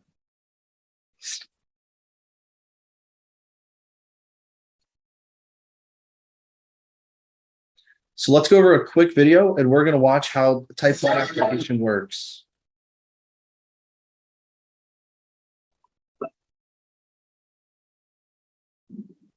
We are about inducement type 1. So as mentioned, we look to sell above lower highs and buy below higher lows. And this is what we refer to as our false break of structure, meaning, we don't look at structure, we look at inducement, and all inducement is structure and all structure is inducement, meaning we don't actually trade structure as liquidity traders. We trade structural breaks. We trade where everyone has their stop loss. And where does everyone have their stop loss? Well, at structure, right? Because they believe that's where structure, structure breaks, it's completely invalid. Well, that's just a necessary evil that has to happen in order for price to go where it needs to go.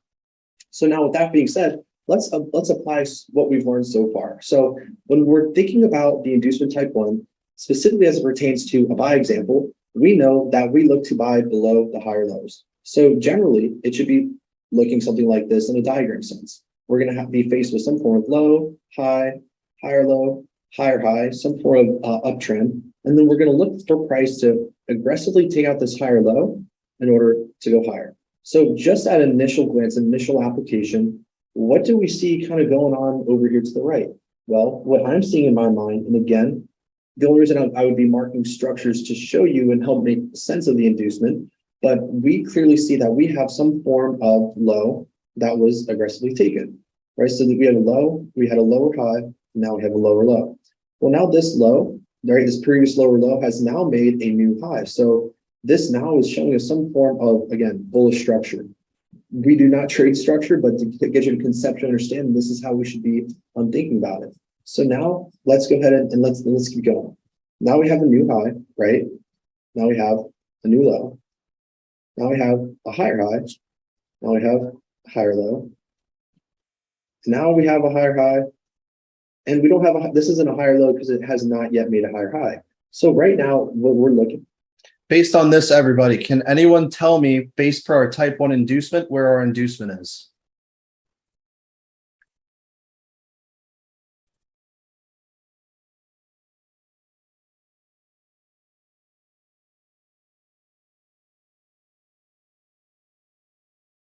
Remember that little diagram we drew, the last higher low that makes the last higher high, right? So let's see. Yeah, his price has looked something like this.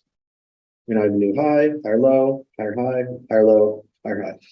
Based off of that inducement type 1, where do we look to buy below? Well, we initially need to be buying below higher low. So where's the higher low in this case? It's right here. Where's the higher low over here? It's right here. So this is going to be the higher low that we're going to be buying below. Now all we need to do is we need to find an order block below this higher low that has imbalance, that took out some form of liquidity, that mitigated some form of order flow. And then simply all we do is we expect price to aggressively, right, break this low and then come much higher. So let's see if there's anything over here to the left that would tell us or give us any insight as to, that would be the right option. So let's go ahead and let's zoom in here. Do we see an order block below this low? Well, there was an order block, but notice it's already mitigated. So this isn't right. Do we have anything else? Oh, yes, we do, right? If you can ever so slightly tell, we do have an imbalance. This candle right here, this last candle, if you can see, there is a gap right before it, but the gap was never fully accounted for. So this is actually going to be the order block that we're going to be looking at. And remember those core 4 features that we have discussed in day 1 of those day 1 recordings. What did it do? Well, this order block liquidated the previous candle low, and this can kind of tell us, utilizing our intuition, that some form of order flow is being mitigated as we had something in this wick, there's order block, price came to mitigate it, and then this is where price was just randomly left. And especially because now during this specific day and time, we had FOMC, price has a very pertaneous reason for just to absolutely sell off, come here. And then what are we going to expect? Well, the exact same. After we take out a low, we look to make a new high. So that being said,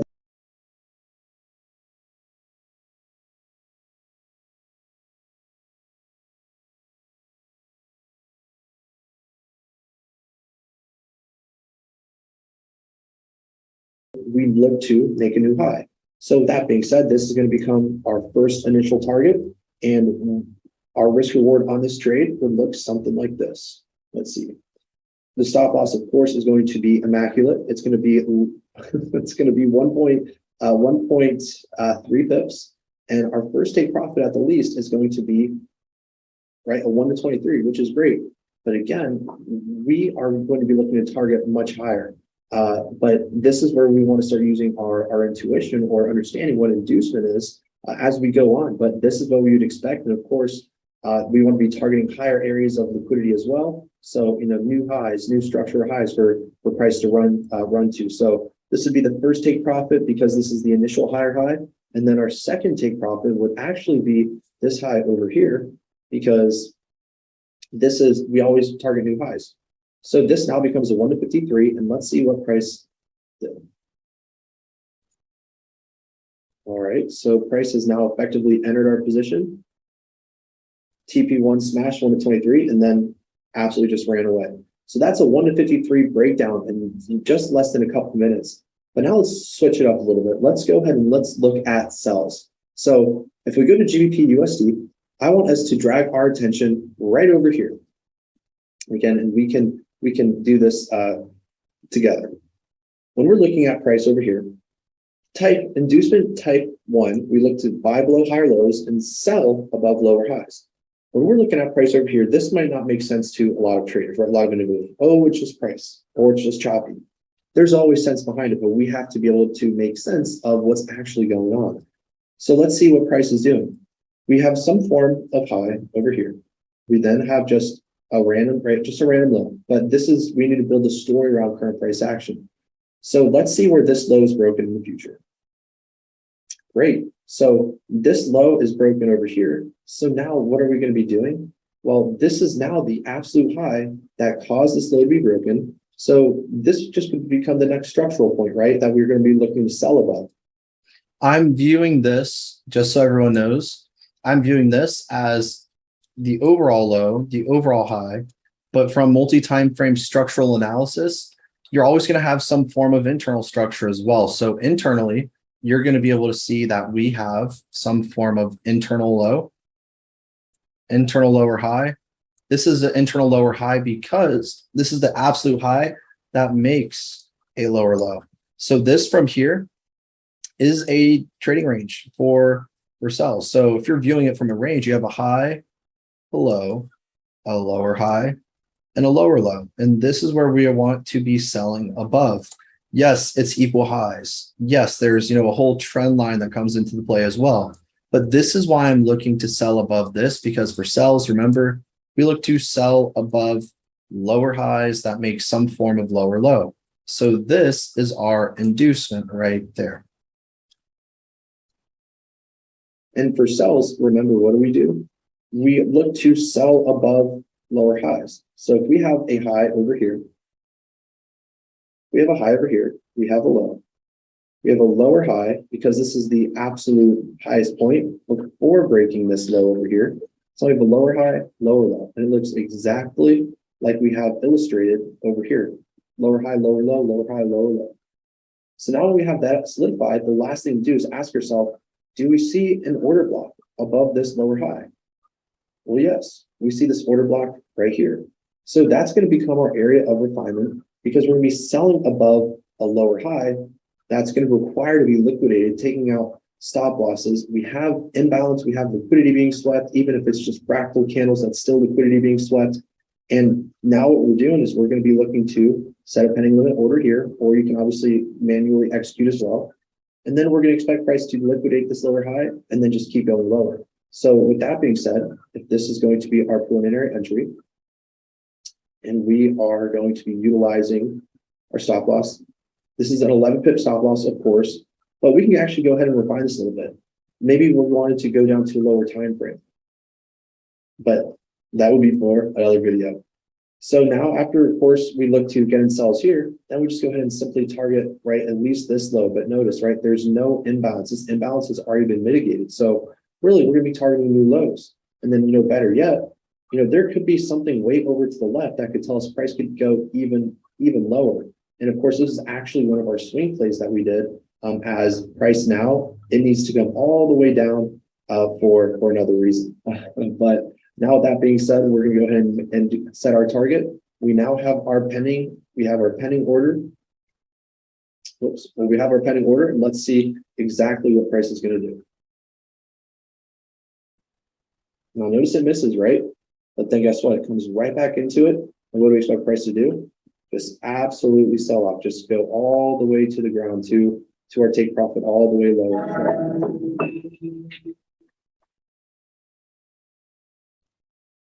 All right.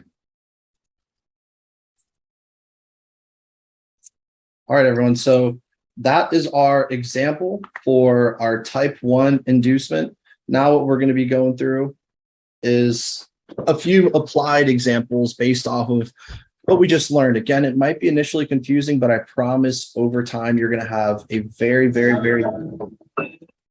clear understanding to what price needs to do. So like we just went through with the previous, we're just going to practice, okay?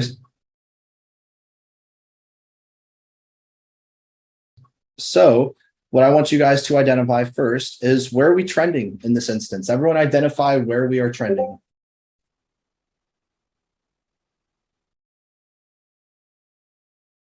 And let's all stay on the same track too. Awesome. So we know that we're trending higher. Beautiful. The next thing I want you guys to identify is now, if we're trending higher, where do we look to buy? What is our inducement? What's going to induce traders in the opposite direction? Boom. Juma got it right. Awesome, everyone. Awesome, right? Great. And then, of course, the order block line after you guys have identified it. So it's going to look like this. For structure, we know that we have our, we have our high, higher low, higher high, higher low. Don't get ever caught in this. Oh, so order block. No, there's no liquidity before it. No, right? Especially, oh, here's a whole trend line too. Oh, it's not going to work. Very many reasons why it won't work, right? So now you've identified your inducement, which you need to master structure before you can understand inducements, because if you don't know structure points, you're not going to know the right inducements, right?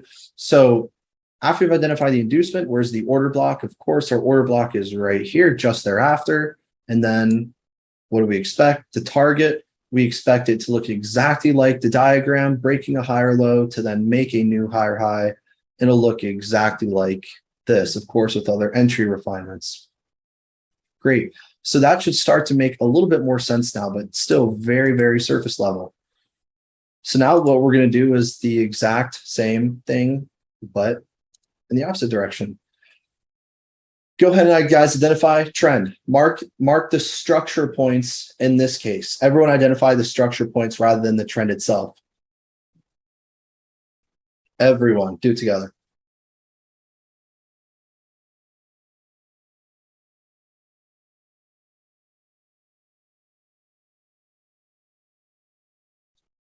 Awesome. Right? Awesome. So now let's see.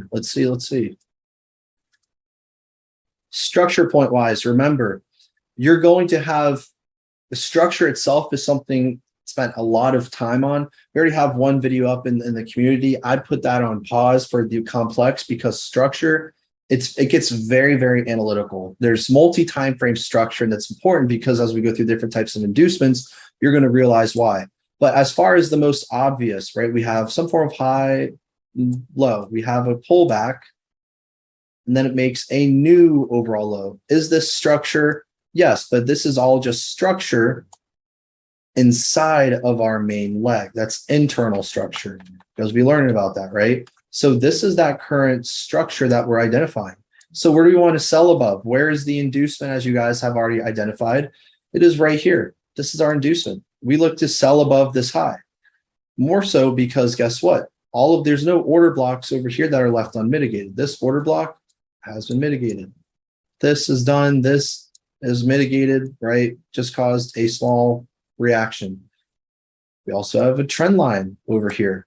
We know that a trend line can get taken out, but there's no order block. So guess what? None of that is valid, right? So now that leaves one area for an order block, and everybody, where is the order block then?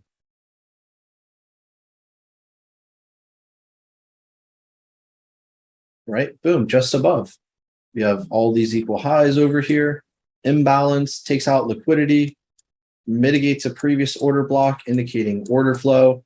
And then that's where we are going to look to take our position. Order blocks that lie at inducements don't work ever. This will not work because it's also lying at equal highs. It won't work. We want to sell above lower highs, right? Above lower highs. This lies at liquidity. It's not going to work because we have all this over here as well. Just to trap a fake order block and a smart money trap again tomorrow. So then all that's left to do, take out a lower high, target a lower low, and then boom, right? So on and so forth. Oops, let me see here, y'all. 1 second, I got to do this. Let me clear. I'll keep pausing it because some of these annotations are messing up. Let me go over here. All right, so this is the last thing you guys are going to identify right here. Based on what we have current access to, where are we trending generally? Up or down?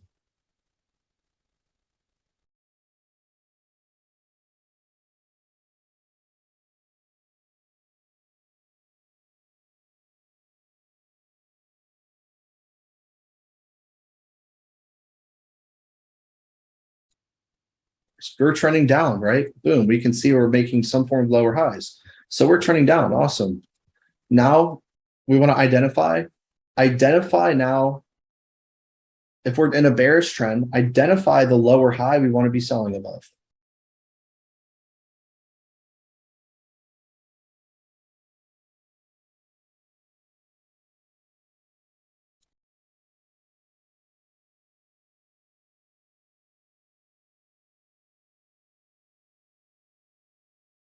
You know what? This drawing actually cut off, but let's see. I think this was an error over here where I drew this box, but let's just see, right? Let's just see. Clear all this. Beautiful. You guys identified it correctly, right? Awesome. Little tricky, right? But we see that we have what? We have a lower high right over here. We have a lower high. We see some form of structure break, lower low. We see a lower high, structure break. We see a lower low. What do we look to sell above? We look to sell above lower highs. Well, where's our order block above this lower high that makes, right, this lower low? Where's our order block?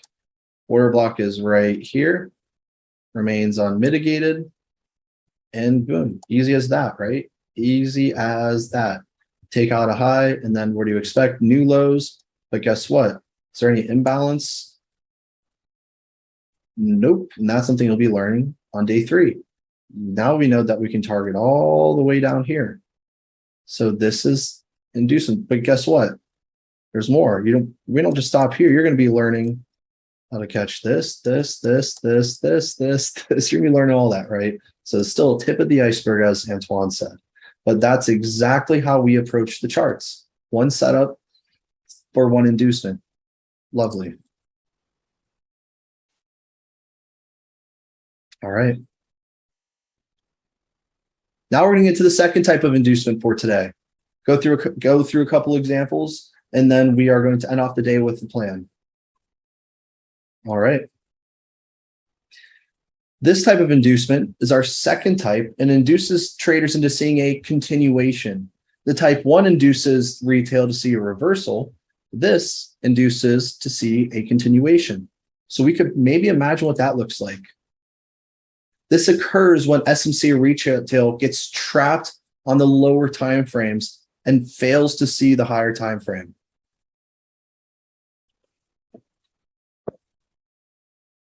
Go ahead and take a second to draw this out, and then I will be explaining.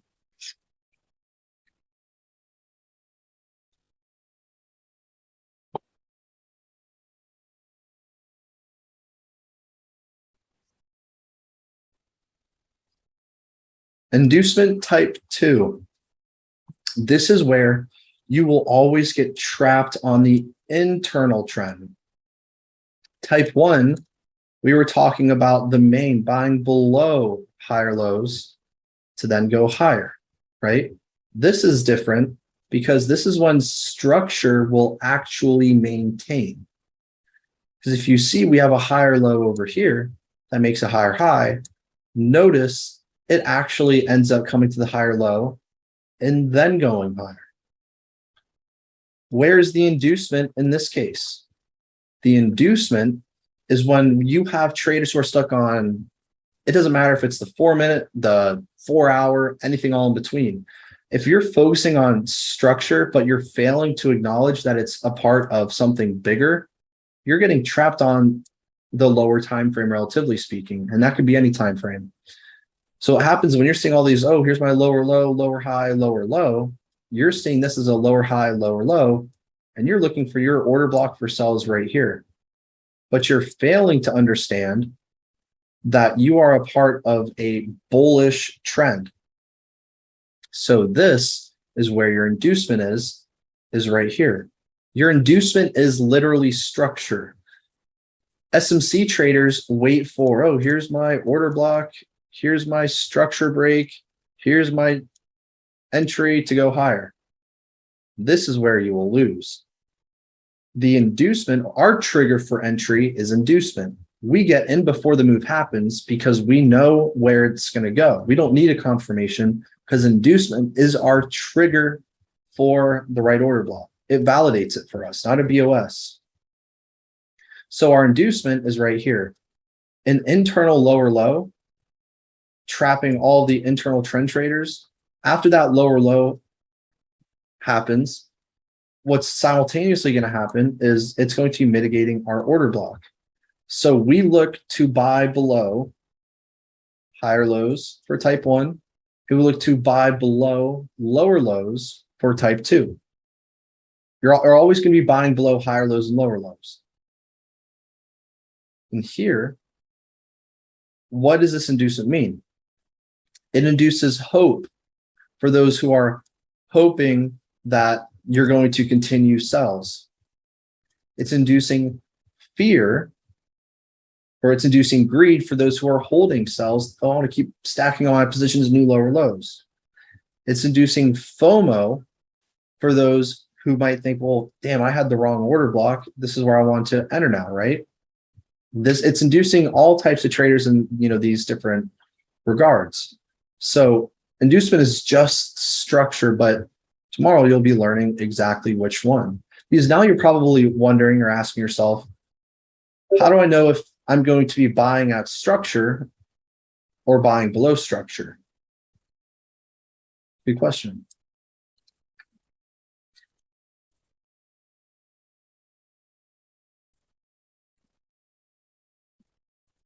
So you're focused on the internal trend in this case.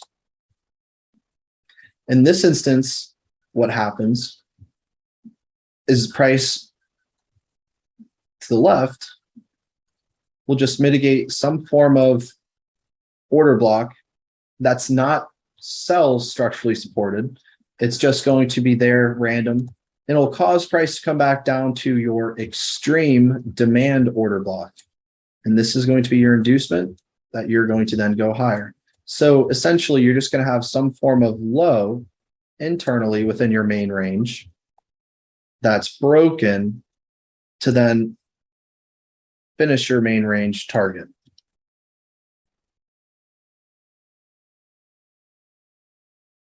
All right.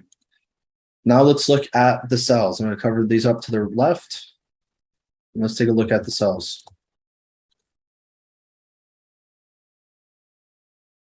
Sells, compared to where we're looking to sell above lower highs in the type 1 example, sell above lower highs, right?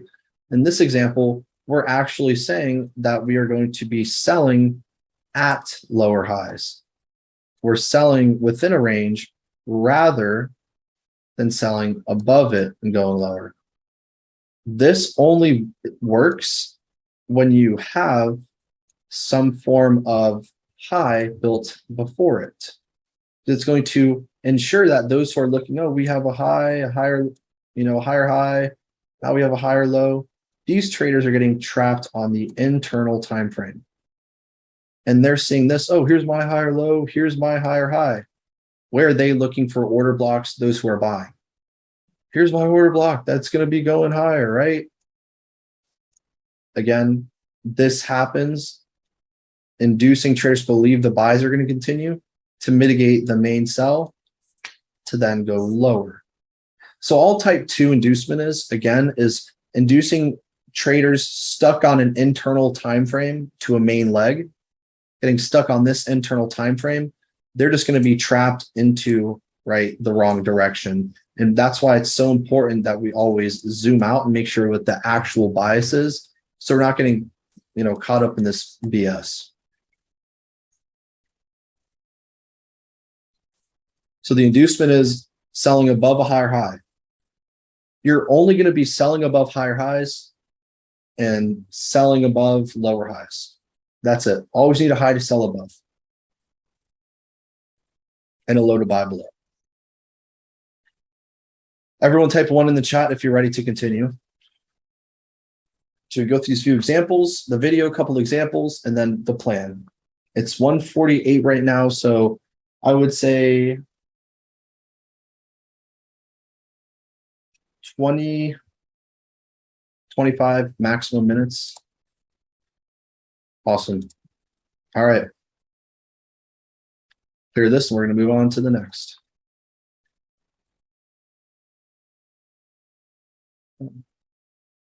All right, let's watch this and then go right back.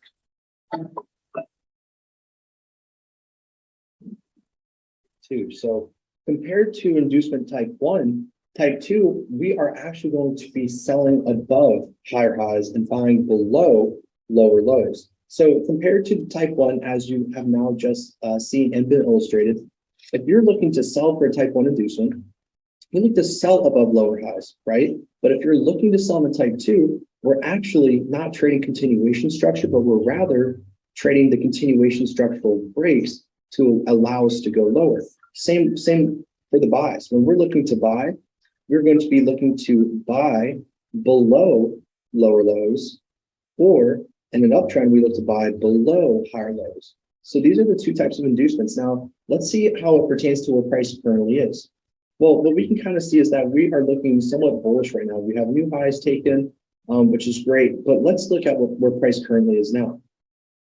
Based off of that type 2 scenario that we had just pitched, where we look to buy below a lower low, my question would be, well, where is the lower low, right? Where are we actually looking for a lower low inducement? Well, right off the bat, we can tell that we are going to be actually looking to buy lower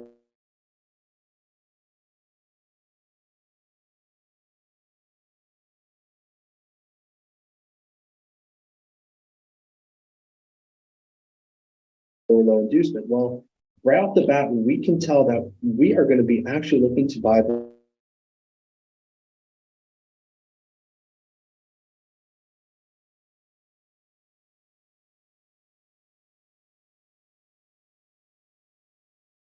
right here, everybody. Let's think about it. Why am I looking at this low? Can you guys map out, again, if I'm saying over here to the left, we're bullish, that means internally, these are sells. So draw out the structure that tells you this is the right low we're going to be buying below. If you guys can go ahead and illustrate that real quick. And make it make sense. Focus on all of the moves in between. Draw out the structure.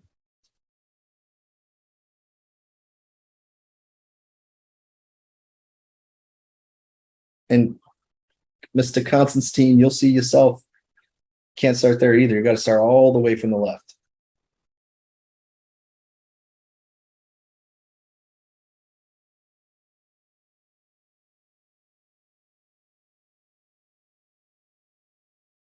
Remember, everybody, we want it to look like we're selling within a main range.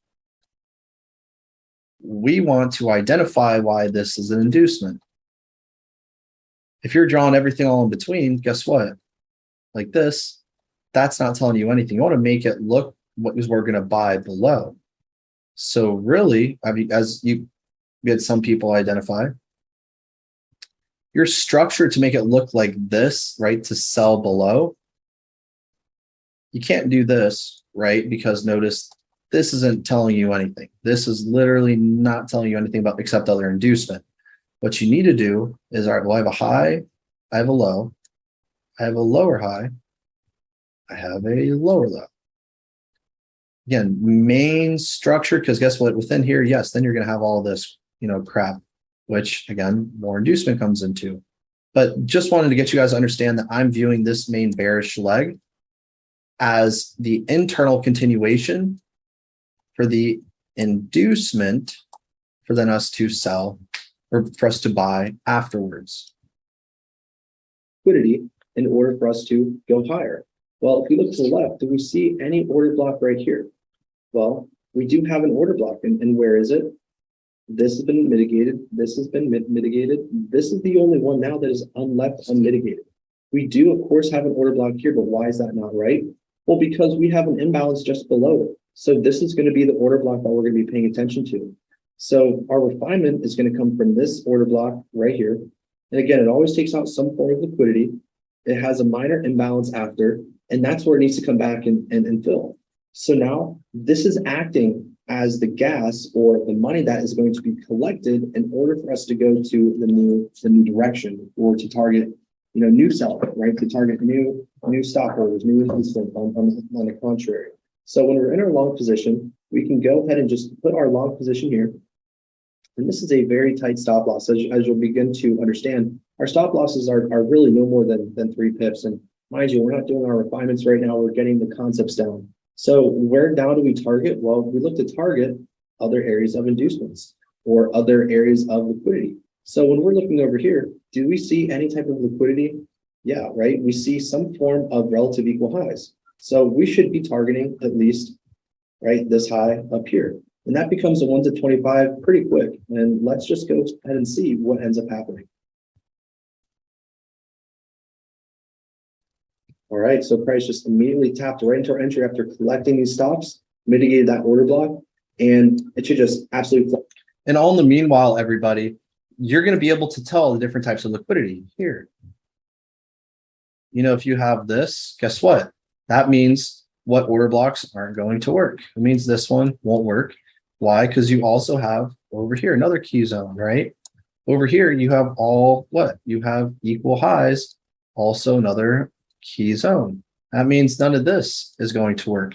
You then have a trend line, which tells you, what about trend lines? Well, we know that first point on the trend line at least needs to be taken out. So it should at least come up to here and so on and so forth. I mean, it's always going to be, the same. Always, always, always. It's always going to be the same as the meaning on, how price Slides moves, because this is where all the next area of liquidity is lying. So as you can see now, what price is doing is, of course, it's retracing just to come mitigate another order block so it can then absolutely take off. So this now has become a very quick 1 to 25 RR. And of course, we know price always has to have pullbacks on between, and you're going to come to the point where you can know exactly where it's going to pull back, how far it's going to go, how it's going to get there. And this comes with being an exceptional mastermind, having that skill set. And as soon as you notice, price immediately liquidates it. That's 110 pip return. We have a 1 to 25 RR and phenomenal trade. But now let's go ahead and look for sells, right? So when we're in this scenario, let's talk about what we currently see going on here. Well, we look to sell above higher highs, right? Or we look to sell above highs. So that tells us, just based off of this scenario, that we see, of course, one high over here, but we also see an internal high, right here, because this is that last high that made the new low. So they tell us right now, what we know is, because we look to sell above highs, price is going to be looking like this, right? We look to sell above a high into some form of order block to the left, and then price to go lower. Well, do we see anything above this high right here? Do we see an order block? Well, there was one, but it was already mitigated. Where's the next order block? We do see an order block, right? There's an order block that is right here. So when we see this order block, this actually is going to become our entry. There's gas lying for our order block that's going to induce buyers to come into the marketplace. And then that's when we're going to be looking to sell. So if we go ahead and again place our nifty tool, when we come to this area, now again, this is a much larger stop loss. We can refine it, but it's about the concept right now. Where are we going to target? Do we see any form of target that we would look for? Of course, we see some equal lows right here, right? So this is going to become an immediate target. And again, the RR, it's phenomenal pips, but the RR isn't great. We can refine this more so in the future. But now this is going to become at least a minimum target. But what we can expect is ideally, we're going to be targeting even new lows, right? Our TP1, our TP2, and then price will inevitably continue to go lower and lower and lower as we continue to take more liquidity and we build more liquidity for it to target in the future. So with that being said, now price should just absolutely sell off. And we're just going to look for price to do its thing, trust it, because we know the purpose, we know the intention. And when you understand what's going to happen everywhere, all the time, this is where you really start to develop that mastermind mentality, that mastermind approach. So again, order flow, order block, order block, order block, and then we'll of course get that release. And notice how it did exactly as the operations, exactly as we said it would, to the minimum. And All right, and that is this approach, everybody. All right. So let's see here. Got a few more, and then we are good to go. So let's just practice some of these examples. So I can get them to load up here on the screen. All right, everyone. So based on this, right, what you want to do is mark out the inducements. Where are the pending highs and lows that need to be broken? So go ahead and identify the highs you would want to sell above and the lows you would want to buy below structurally. So just go ahead and take your best bet where you want to sell above, buy below. And don't wait for other people to go. Just do your best and let's see what you guys can come up with.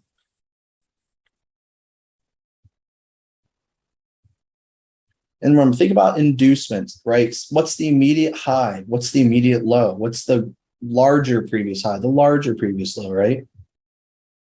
Again, structure tells you everything. All right, so let's see. Great. All right, everyone saw it drawn on your screens. So let's see here, right? Inducement wise, right? Let's think about structure. We see that we have our main structure.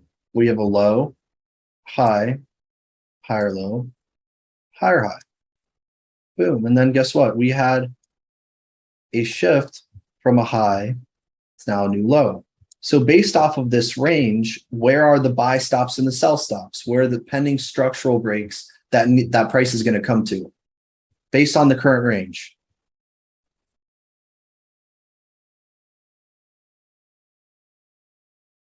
Right? So based on the current range, we want to be selling above this high or buying below this low.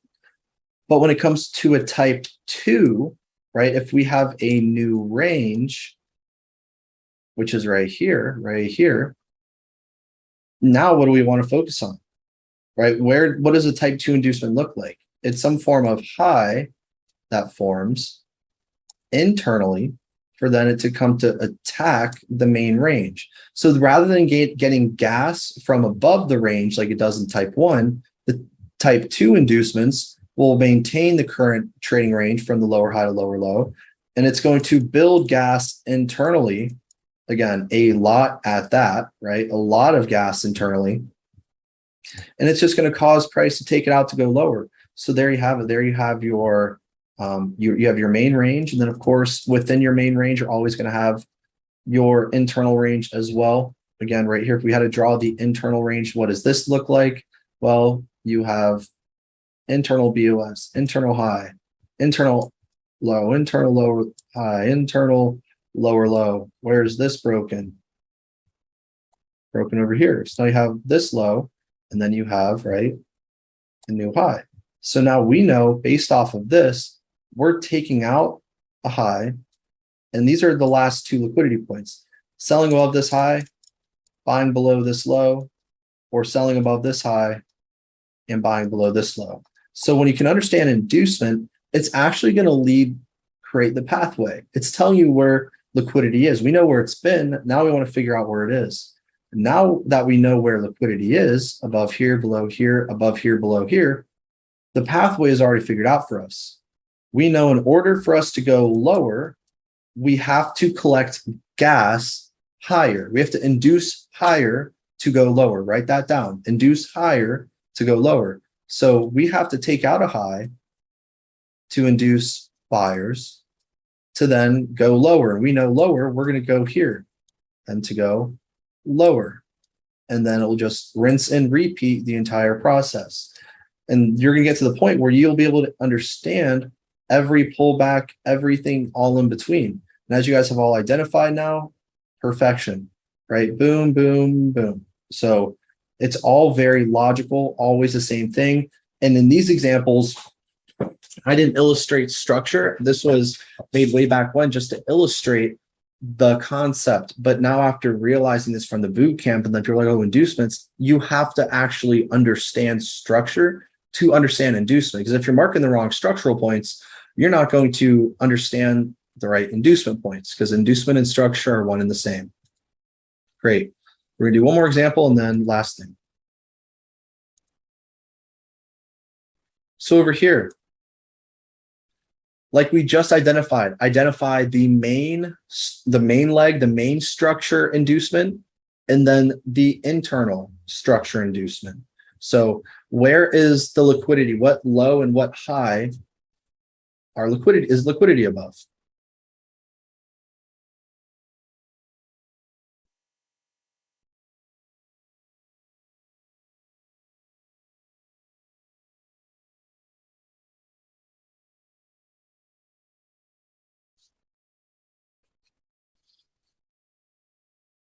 All right, so let's see what you guys said.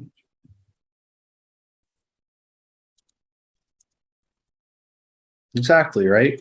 We know that the liquidity is below.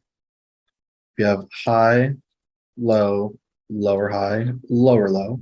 If this is a type 2, this is a type 2.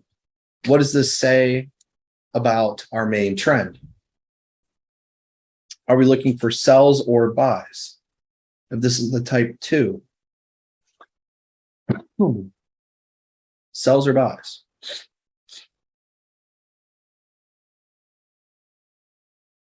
Boom, right? Because we know the main trend is here. So we know that we have liquidity above this high, below this low. Internally, we have liquidity because this took out a new low, exactly as Mr. Juma illustrated. Now we have liquidity lying above here and below here. So now what's left to do is where's the order block? All right, and exactly as boom, that's it. You're taking out internal gas to then target your main high. And more so, we can know that price will come to here based on what? All of these equal highs, right? So it all kind of ties together, but inducement is a very algorithmic way of doing things. Buy below a low, target a new high. Buy below a high or sell above a high, target a new low. Rinse and repeat. Now keeping it surface level, right? Just so you guys can start to practice the application. But you need to know structure before anything else, right? So let's see here. All right, now let's do one more example. Last one. Ready? Everyone identify the last relevant structure points for inducement. So what high would we look to sell above and what low would we look to buy below from the main structure,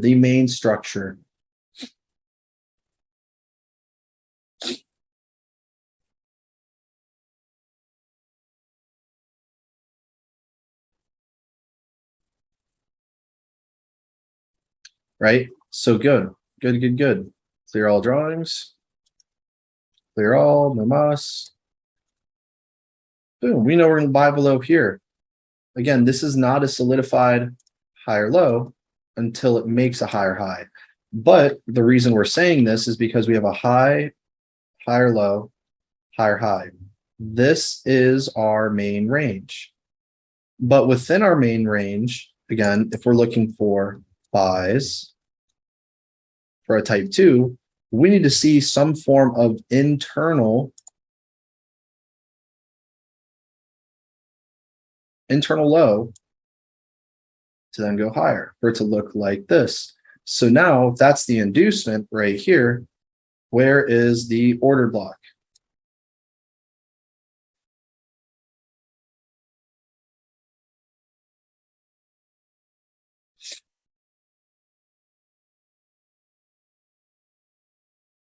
All right, and let's put it all together. Bingo, right? And then it tells you exactly what price is going to do. Then price takes out this low, right? Where's now our new liquidity? Above here, below here. So guess what? You can know with very high confidence it's going to come all the way back up to here. But more so because we have all of this equal highs. Oh, I have an order block right here. Okay. So what? Ooh, maybe just a small pullback, go right through. Okay. Because it makes sense. You know, you see what I'm saying? It has to make sense from the perspective of like liquidity logic. If it doesn't, it's not going to work. So then again, oh, here liquidity, and then boom, ends up working, right? Awesome. And that's what it comes down to. Again, very surface level, but these examples are meant to really show you how to apply these. And if you feel like you're not understanding, don't worry. It's only a matter of time. Practice. And this is still day one. It'll all come together over the next few days, right? So let's see here. Let's get this one. And the last type of inducement will be saved for tomorrow. With that being said, everybody, let's look here. So guys, in this section, you guys have learned, again, why structure is not king. You learn why all these different types of traders are losing, because now you're starting to think from a structural break perspective rather than a structural bias. You're not thinking about, oh, here's my lower high, here's my lower low, here's my order block. You're not going to be thinking like that anymore. You're going to be thinking rather that you have, all right, I know that this will be valid only if I see we have some form of structure that needs to be broken into here, and then you're going to target another structural break. So you're trading structural break from structural break.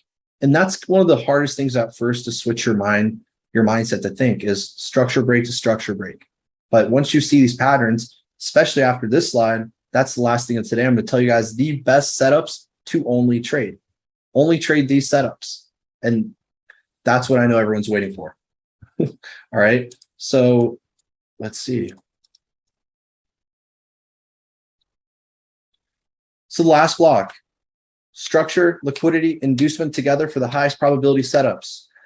We're going to have a 5-minute break, and I'm going to go over 10 minutes with you guys here, and then we're done for today. So it's an A to Z plan right here on this next slide. So everyone, we're going to take a 5-minute break. Go ahead, get some water, go to the bathroom, come back, and then we're going to end off today.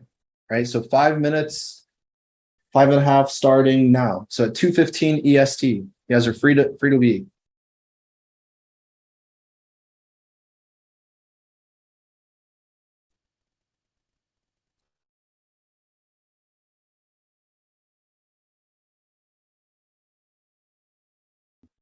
All right, everyone, we're going to go ahead and get started here in just a minute, and we're going to spend the last remaining minutes going over it. All right. So go ahead, if you can hear my voice, head back to your seat, and we're going to finish off day one.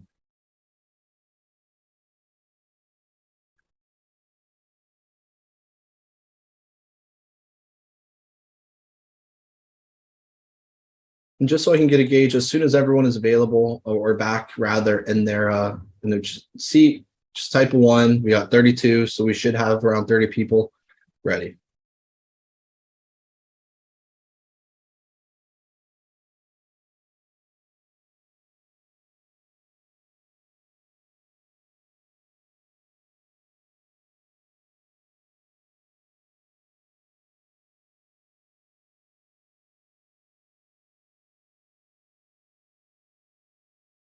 From previous booth.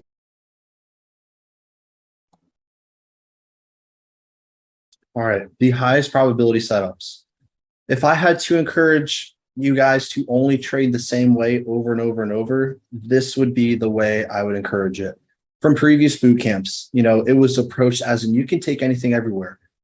While you hypothetically can, right? And while you really could, that is not the point of trading. The point of trading is to make money.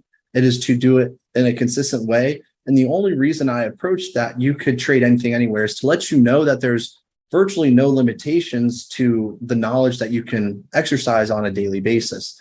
But being consistent, that everyone aspires to be being consistent, you need to do the same things at the same times, at the same places, everything the same. That's the only way anyone will ever be consistent, regardless of the strategy at use. And that's where this boot camp is different from the other ones, because there's almost information overload and cutting out a lot of stuff and making sure you go through the course, you have the understanding, because how it was first posed is, wow, I might not know anything. And now this is like rocket science, in all honesty. Like it's a lot. So at the end of each day, or at the end of the respective sections, I'm only going to be teaching the best of the best, because that is what you guys want. If you guys want perfection, this is not it. If you guys want profitability and scalability to grow any sized account, to get funded, then start making those withdrawals, this is the way to do it.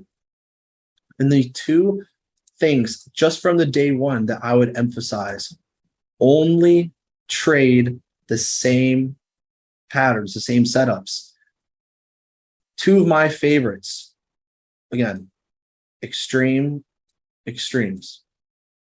always the same. So I want you guys to draw down these setups and copy them after me. Inducement type 1. Again, in an uptrend, it's going to look something like this, right? And then do an extreme with a type 1. What this is your structure that you're going to have right here, your high, higher low, higher high, higher low. You're going to want to look to the, not the extreme, not right here, but a type 1. Remember, type 1, you buy below higher low. You want to buy below this higher low and identify the order block just below it, right? Just below it. And you know what? Let me step back. One thing I forgot about here, right here.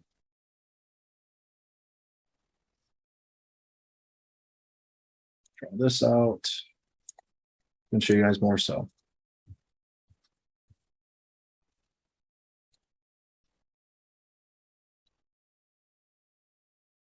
I wanted to draw this with you guys live so I could do this right here.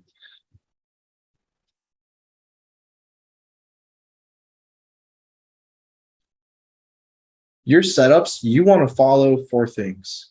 You want to follow order flow, institutional order flow. If you don't know what order flow is, rewatch the May Bootcamp video. Also talk about it all the time. Rewatch the May Bootcamp day 1. Order flow, inducement, extremes. Those are the 3 things, 4 things that you're always going to look for. So over here, in a case like this, what we love and need to see is changing colors on this chart right here. Sorry guys, it's taking me just a minute. Should I make this as clean as I can for everyone?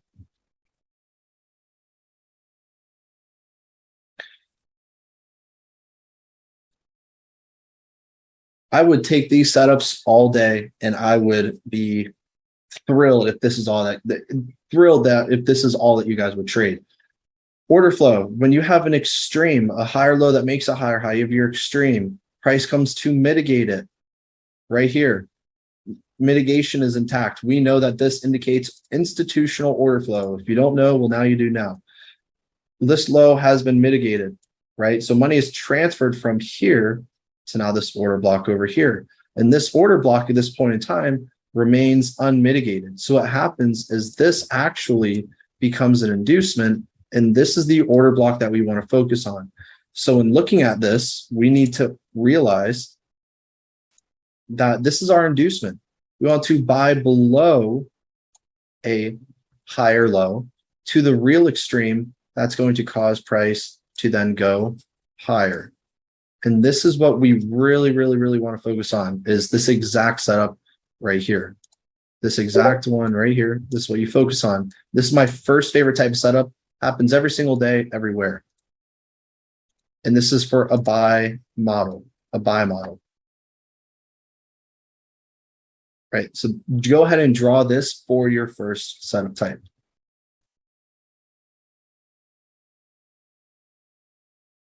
Constantinos, how do you know if structure is going to be respected or rejected? All tomorrow.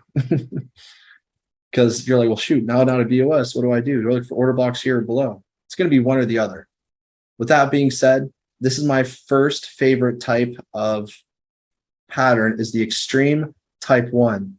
It's not this extreme, right? Yes, that's an extreme, but an extreme for a type 1 scenario requires the low where an extreme would be broken. It requires it to be broken, and the order block just below is that extreme. So everyone type 1 in the chat when you have this drawn down, and then it'd be great to save time if you guys want to inverse this drawing because it's the exact same in the opposite way. Perfect, right? So this is our type 1. Draws for the buys, just do the inverse for the sells, right? Awesome. Type 1. Now, it's my first favorite setup, and we'll look at that in a minute. Type 1. Type 2 is my next favorite, which, again, these are the 2 highest probability out of, 6, 7, I don't even know how many, right? This is my next favorite one, and this works the absolute and the best. Let's do the sell instance in this scenario. When you see price selling, you see something that looks like this.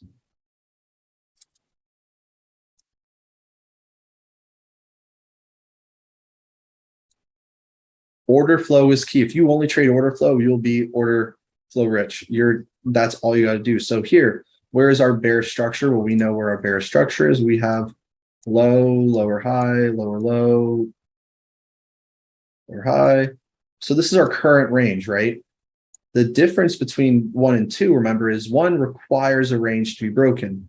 Type 2 tells us that the range, in fact, will stay intact, right? So in this point, we know that this is our current range from this lower high to this lower low. Again, how do you know if it's going to break the range? Tomorrow. What do we look for here? Same thing that we just talked about. Order flow. You have a lower high, you have a lower low. Boom. This lower high that makes lower low comes back, your extreme is mitigated. Following the money, this order block, because it's been mitigated, it has transferred from here to now an order block within here. So in order for this order block to be valid, it's not technically valid at this point in time, because what validates order blocks is inducement. If you don't have inducement before your order blocks, it is not a valid order block because your order block is the liquidity. So that's what this looks like. So in a type 2 scenario, you'd be looking for something like this and like this. We look to sell above an internal type 2. Price to come up to mitigate it, and this is our bingo entry. And then we expect price to sell all the way down. If you can only follow these, your win rate will be absolutely insane. Absolutely insane. And this is how I would emphasize anyone to trade. If you're listening to this, and if you do not choose to trade this way, okay. But just know this is the best way to trade. These setups that you're going to be learning. Now, as far as specifics, you'll be learning a ton more. This doesn't even scrape the surface. But this is how going forward, I would just focus on these. Just focus on these. So let me know when you are done with those 2, and we'll go on a couple examples and then end today.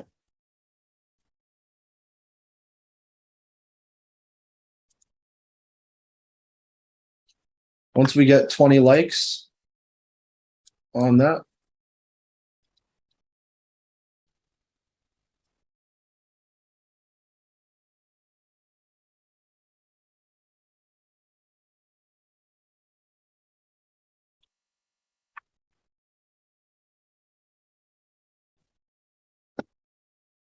all right. We're about to check it out right now. So let me go over here. Replay. Damn, this thing is crashing on me. All right, so let's go investigate. Let's see what we have, right? So let's go over here. New share. Right. So let's go over here. Let's look at that type 2 scenario, right?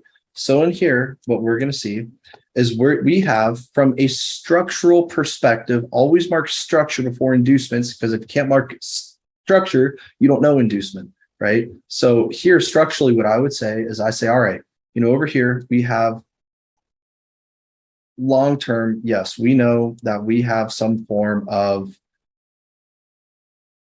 low, lower high, mega lower low. So it tells us one of these two ranges is going to be broken, right? And tomorrow, all of these are going to be pre-analyzed. I wanted to share this with you, especially with the time right here. So we know one of these is going to be maintained, right? So following this, we need to know that price can come up here to mitigate something, and then we can continue lower. Besides the point right now, I'm just trying to emphasize the actual range. Looking where price currently is, internally, we can see that we have some form of high, higher low. Where's this high broken? It's broken over here. So we have a new high, a new higher low, because it causes a pullback, but then price doesn't stop until it gets up here. So then we have our higher low, then our new higher high. So as far as liquidity, right? Liquidity is below this low and above this high. Great. So now that we understand our range, we have a low and then we have a high. Now we need to figure out within the range. We know there's an inducement above here. This was just collected. But now we have an internal range, right? So now we need to identify our internal range. In our internal range, we said we have a high, a low, lower high, lower low, lower high, and there's no pullback here. So I would just say, then we have a lower low somewhere, right? So now, and again, this might be confusing, like what I'm just showing you the best setups to trade, right? So I would say, all right, now we have this lower low or lower high, we have this lower low. Where price, the range currently is, that means it can either break the range, which would be a type what inducement if it decided to break this.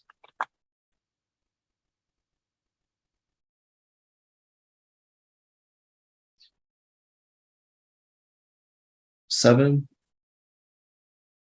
One.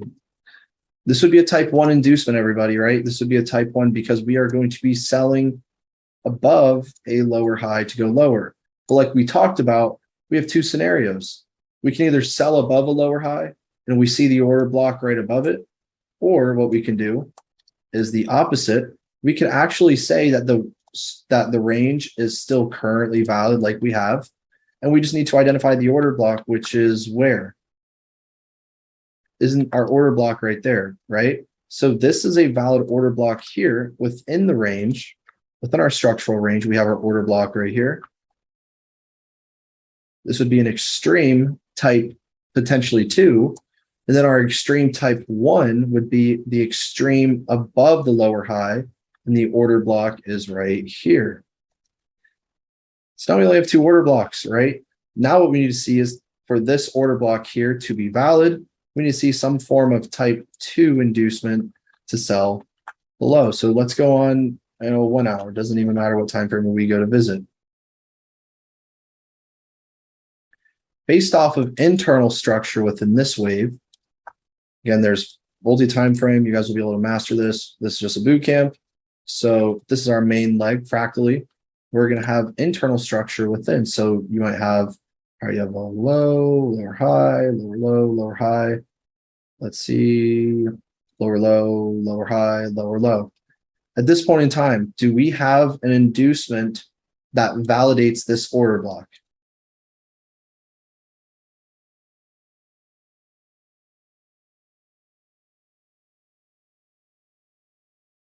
Type 1, right? We do have some form of, we do have an inducement right here that validates it on a lower time frame. We're going to learn this type tomorrow, but we do have an inducement that does validate it. But let's see if it actually builds another one before it mitigates. Oops, I just wanted to wait for that. Here. TradingView might be giving me issues today, y'all. I don't know if I might have to do this for tomorrow. All right. So now what you see is we have now a lower high, lower low. We then have a structural break. Now we have a low that makes a new high. So right here at this point in time, we have a type 2 inducement that we can be selling above.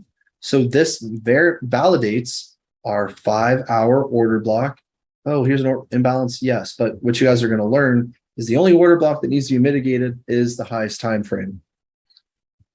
And later on, you guys can also refer to the video boot camp. So this does verify our order block now, right? Because we have our main cells. Price will then come up here. All these internal traders are going to be, oh, now we have a higher low, higher high. It's going to mitigate, and then we can expect what to happen, right? The skyfall. And this would be that type 2 inducement, especially because it's this over here, mitigated. Order flow here, order flow, and then price will then establish more here. And we see it come all the way up and then drastically sell all the way off. But again, this is just at a glance, nothing in-depth breakdown right now because we're just going through conceptuals. So now we can do the same thing on the counter side. Let's go over here. Let's look right over here. This is actually a trade that I called a couple weeks ago. Over here. Sent this to the students. So much for hiding it. But here, right? Extreme play, extreme type 2 for the buys. We have a low. We have a high. We know that liquidity is going to be above this main high, right? This is a high, below this low. But also, based off what we just went through, we have internal liquidity as well. So where does that lie? Well, we have a low, a lower high. Is a low broken? No. So this is a type, at this moment, it's a type 2 because we are buying below a lower low. That's going to be broken. And where's our order block? Right here. That's our order block. Based off of that, we're going to collect this low gas, collect the low into our order block, and then price will then run away. And that's exactly what happened. For then price to come and mitigate, right? And that was actually like a 350 plus pip move just to here. Yeah. And that's what we call. But what I'm saying is if you only take extremes,